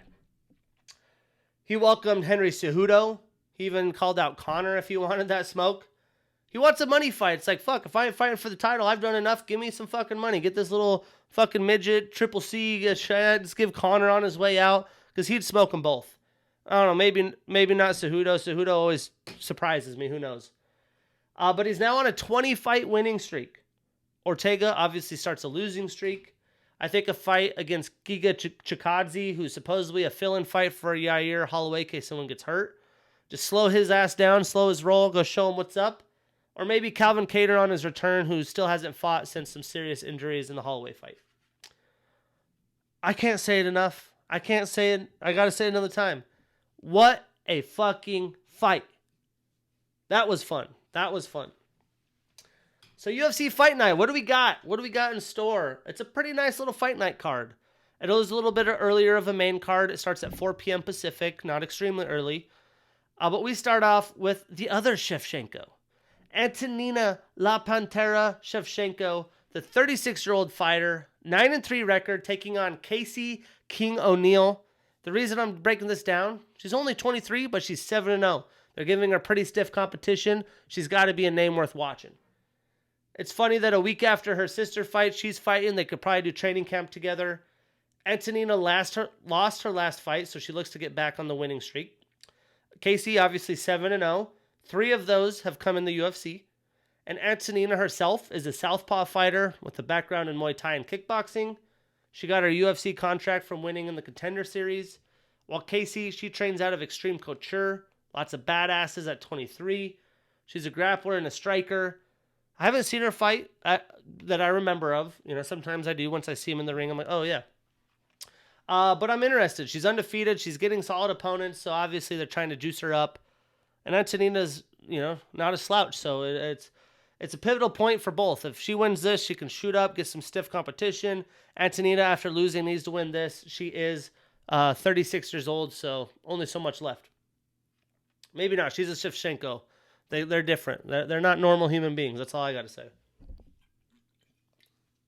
Then we have Joe Solecki, 28-year-old fighter, 11-2 record, taking on Jared the Flash Gordon, 33-year-old fighter with a 17-4 record. Joe's on a 6-fight winning streak after getting a contract from the Contender series as well. He has a black belt in BJJ, and he has a 2.5 reach advantage in this fight. Gordon, he's on a 2-fight winning streak. He's got a background in wrestling, boxing, and BJJ. And he trains out of Sanford MMA, which is one of the hottest gyms right now. He has a brown belt in BJJ. I would expect Joe to look to take down Gordon. Gordon's got a lot of raw power and speed, but I think Joe's got enough to be able to get the job done. I was very impressed in his Jim Miller fight, even though Jim Miller, a little older, true veteran. But I think he's got enough to get the job done. I'm going Joe Solecki in this fight. Him and Antonina. Put him down on the parlay. Mark that shit down, and let's get that bread. I'm going with Antonina. I've gone back and forth. I almost changed my mind, but I'm going with Antonina. Aspen Ladd, 26 years old, 9-1 record with the number 3 next to her name, taking on Macy Chiasson, the 31-year-old fighter, 8-1 record with the number 11 next to her name. Aspen won her last fight, an amazing fight against Yana, which was a great fight after losing a tough fight to Jermaine Duranami, who's one of the best. She's diverse with a background in boxing, kickboxing, wrestling, and BJJ. She's got a purple belt in BJJ. She's come from Invicta, which is a very well-grooming machine. While Chiasson herself has won 2 in a row, she's an Ultimate Fighter alum. She's very tough. That's one thing I've always noticed about her. And she has good experience. But I think Aspen is the real deal. She has that natural raw talent that it's not just work ethic. and she's on the up and up. I'm going to take Aspen, put that in the parlay. That's the most confident one. Let's get that bread. And then we move on. We have Misha Serkinov, the 34-year-old fighter, 15-6 record with the number 13 next to his name, versus Krzysztof Jotko, 32-year-old fighter with a 22-5 record. Both these fighters are coming off losses. Very pivotal point for both these guys in their careers. Jotko himself has a brown belt in BJJ. Misha trains out of Extreme Couture with a black belt in BJJ. But I'm going to go with the more experienced Misha, as both fighters have shown their moments. I believe Misha is more well-rounded. And at this point in career, I think he needs to win more. I think he's going to get the job done. You lose this, you're going to fall out the rankings. You're on your way out. Unless you're fucking Glover Teixeira. So I'm going to take Misha, put it in the parlay, mark it down, and let's get that bread. Then we have Alex the Cowboy Oliveira, 33-year-old fighter, 22-10-1 record, versus Nico the Hybrid Price, 32-year-old fighter with a 14-6 record. Now, both fighters are coming off losses. They need to get that momentum going. Alex is an orthodox fighter with blue belts in BJJ and Muay Thai. Nico has a brown belt in BJJ. He hasn't won since October of 29, but has faced very good competition. I expect Nico to put on a great performance and get back into the rankings in this very stacked welterweight division. So I'm going to take Nico, put him on the parlay, mark it down, and let's get that bread. And then the co-main event, we got Big Mouth back in action. We have Kevin, the Trailblazer Holland, 28 years old with a 21-7 record and the number 14 next to his name, versus Kyle Dawkins, 28-year-old fighter with a 10-2 record. Much like Antonina, Kyle is fighting a week after his brother Chris. I'm sure these aren't coincidences. They're probably training together, staying on diet together. It's easier when things are done together. Big Mouth has definitely faced better competition, and his weakest point, really, that's ruined, him on this hot streak, has been his wrestling defense. I know he's been working on it, but I don't believe Kyle is going to be able to take full advantage of that. I'm sure Kevin Holland's improved. I don't think it's improved enough to get to where he wants to be. But the man's a really good fighter. He's got a second-degree black belt in BJJ. He's a Contender Series alum. Kyle is 1-2 since being in the UFC, and 8 of his 10 wins have come via submission. So this could be interesting. Kyle could pull it off, but I'm going to go with Big Mouth Kevin Holland. Put him on the parlay, mark it down, and let's get that bread. And then the main event.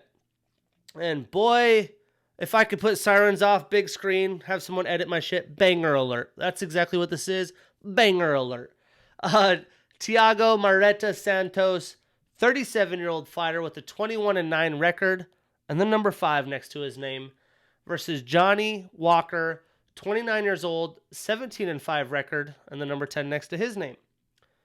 Santos is coming off 3 losses against straight fucking killers. You could debate, outside of John Jones, both of them caught me by surprise. While Walker won his last fight against a very tough Ryan Spann, who we just saw get his ass whooped by Lionheart Smith, Santos, I believe, though, is on his last chance to move up the rankings for title contention. They have him at number 5. He still has got a chance. But again, unless you're Glover Teixeira at 37 years old, you take an L here, you're going to be hurting. Santos has a background in Copiera, Muay Thai, and BJJ. He fights out of American Top Team and has a green rope in Capoeira, black belts in BJJ and Muay Thai. And his tough losses come against the GOAT, John Jones, Glover Teixeira, and Alexander Raychik, who's on the up and up. But it's hard to blame those losses, hard to blame him on those losses after the fact, especially where those fighters are today. But I think this is his last chance to get into that momentum, positive limelight. 15 of his 21 wins are via knockout. This guy has serious knockout power. While Walker, a brown belt in BJJ and a Contender Series alum, he is a promising prospect itching closer to his prime.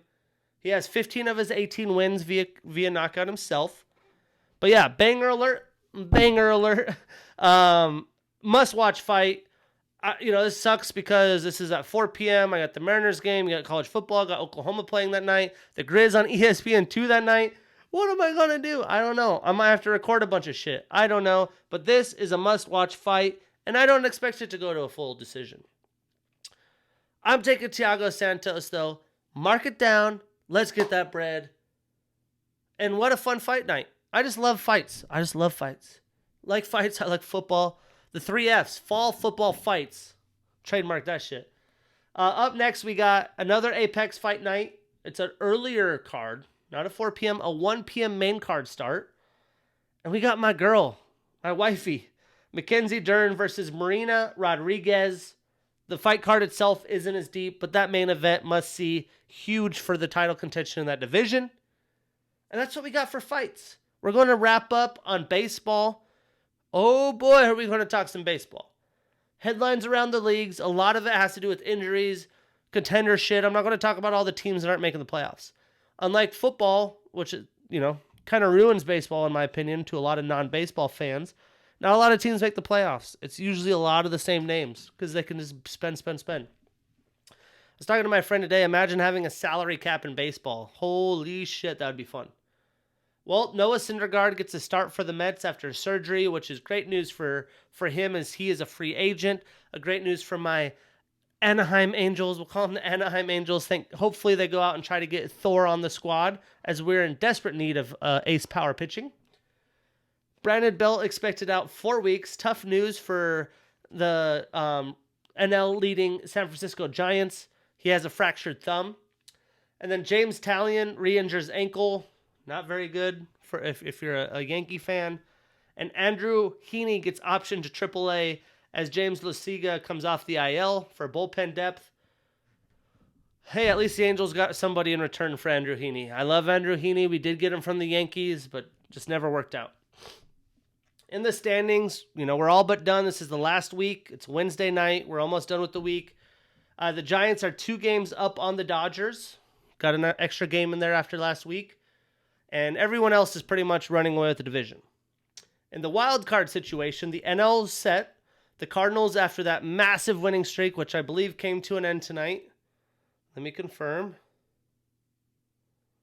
The Cardinals... Yep, Brewers beat them 4-0, so their 17-game winning streak comes to an end. They locked in because of that winning streak an NL wild card, and the Dodgers or Giants, whoever loses the division, will get the other one. In the AL, the Mariners are half a game back coming in tonight, and Toronto a game back. And this is from the Red Sox as the Yankees have a two-game lead. Well, Toronto beats the Yankees in an ace-powered matchup tonight. Garrett Cole, 6 innings, 5 earned, 6 Ks. That's your one-game wildcard pitcher. That's a little sketch.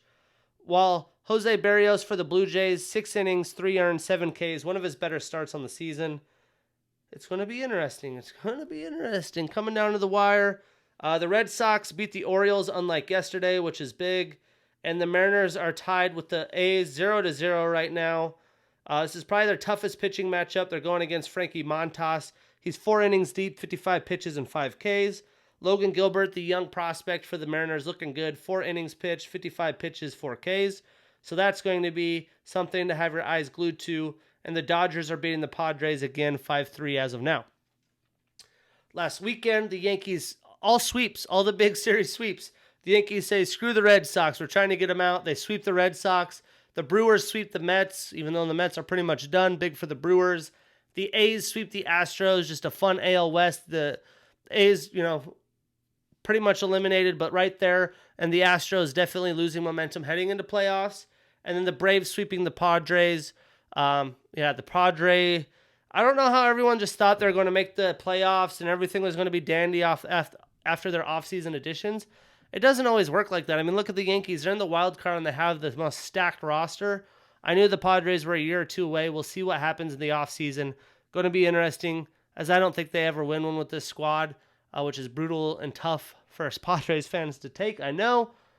But, all the big series last week, clean sweeps. It's Wednesday. What do we got this weekend? Well, we got Rays versus Yankees. That's going to be fun as the Yankees, trying to keep ahead in the playoffs, even though they'll probably lock it in the next day or two. Padres taking on the Giants. What do they got left in on the Giants, trying to keep distance from the Dodgers? The Brewers versus the Dodgers, 2 divisional leading teams. Who's got the momentum and stack each other up for playoff purposes? And then the A's and Astros get another shot. The Astros need to gain some momentum. The Mets take on the Braves. This will be a Sunday Night Baseball hosted series.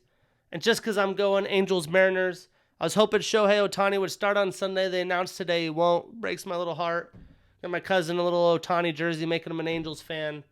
But I'll be there Friday, Saturday, Sunday in T-Mobile. I'm excited, especially if the Mariners, I don't want them to beat my Angels, but if they get in the playoffs, I got to go. Right? I've never been to a playoff game. It's here. I got to make it happen.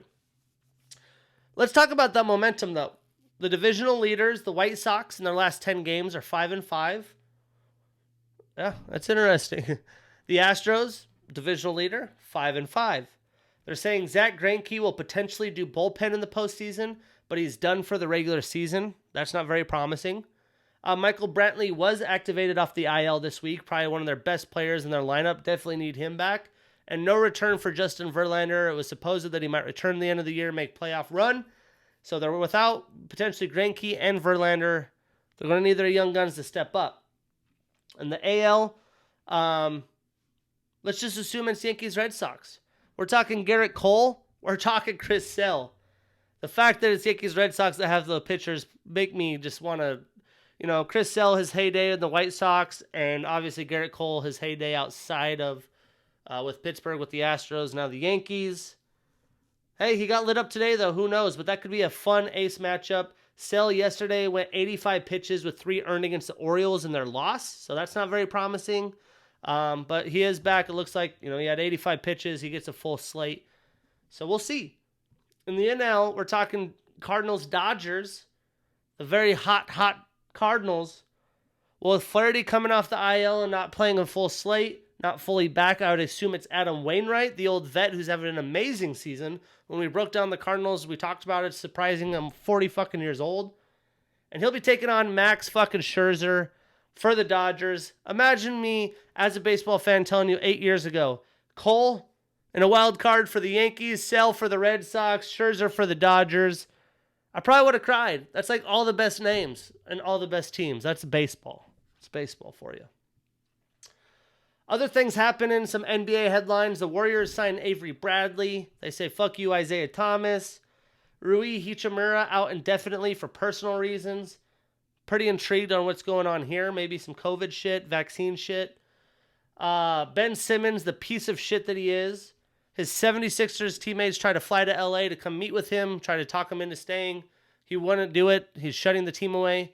Again, for an NBA franchise, who wants that guy on your team? And who wants to play with him? It makes no sense. I'm still pissed he got Rookie of the Year over Donovan Mitchell. Michael Porter Jr., he's at the club right now. He got a 5-year max extension for $207 million. For a guy that doesn't do any defense, it's a lot of money. So we'll see how that works out for you, Cotton. Klay Thompson back at practice. Steve Kerr says he's looking good. Great sight if you're a fan of the Warriors. I just like Klay Thompson. He came from the Washington State. Got to root for the guy. Hopefully he's healthy. Probably not as exciting of a story for most NBA fans or players, but NBA players who miss games because of the vaccine mandate will not be paid. This is going to be interesting with the Nets. Their media day, Kyrie Irving wasn't there because of health and personal issues. I hate that politics has to get in this, but this is about your team. This is about your brothers. You got to figure it out. But that's pretty brutal, harsh, strict line for the NBA. In boxing, Manny Pacquiao retires. There's rumors of him fighting some people like a Conor McGregor, but he's hanging it up. It's probably for the best at this point. And I do have a non-story story. I talked about the Safety movie on Disney, but the I Promise documentary came to YouTube, the full documentary. There was episodes on Facebook. I never watched them. Definitely touched my heart. As people, business and buckets, whatever I do blows up one day. I'm worldly famous. I have money to do what I want. Instead of just giving it to charities for tax write-offs, making a change and, this is for Cleveland. He's from that area, grew up in Akron. He's went through some shit. He's putting a school together, and he helped at-risk youth improve, and watching the behind the scenes and everything that it's about, and that was just really awesome to see, really touching. We all got to make change. The world we live in, we all got to have peace. We all got to hope. We got to support the local people, the local businesses, and we got to work together. But that's all I got. Episode 47, baby. We out here doing work. We almost got episode 50 coming. We'll be tuning in. I'll have my next business episode with a good friend of mine, rapper Foreshadow, real name Shadow Devereaux. We'll be talking about his history growing up on the reservation, getting into the rap game, and where he is today. Can't wait. Make sure to tune in. See you guys next week.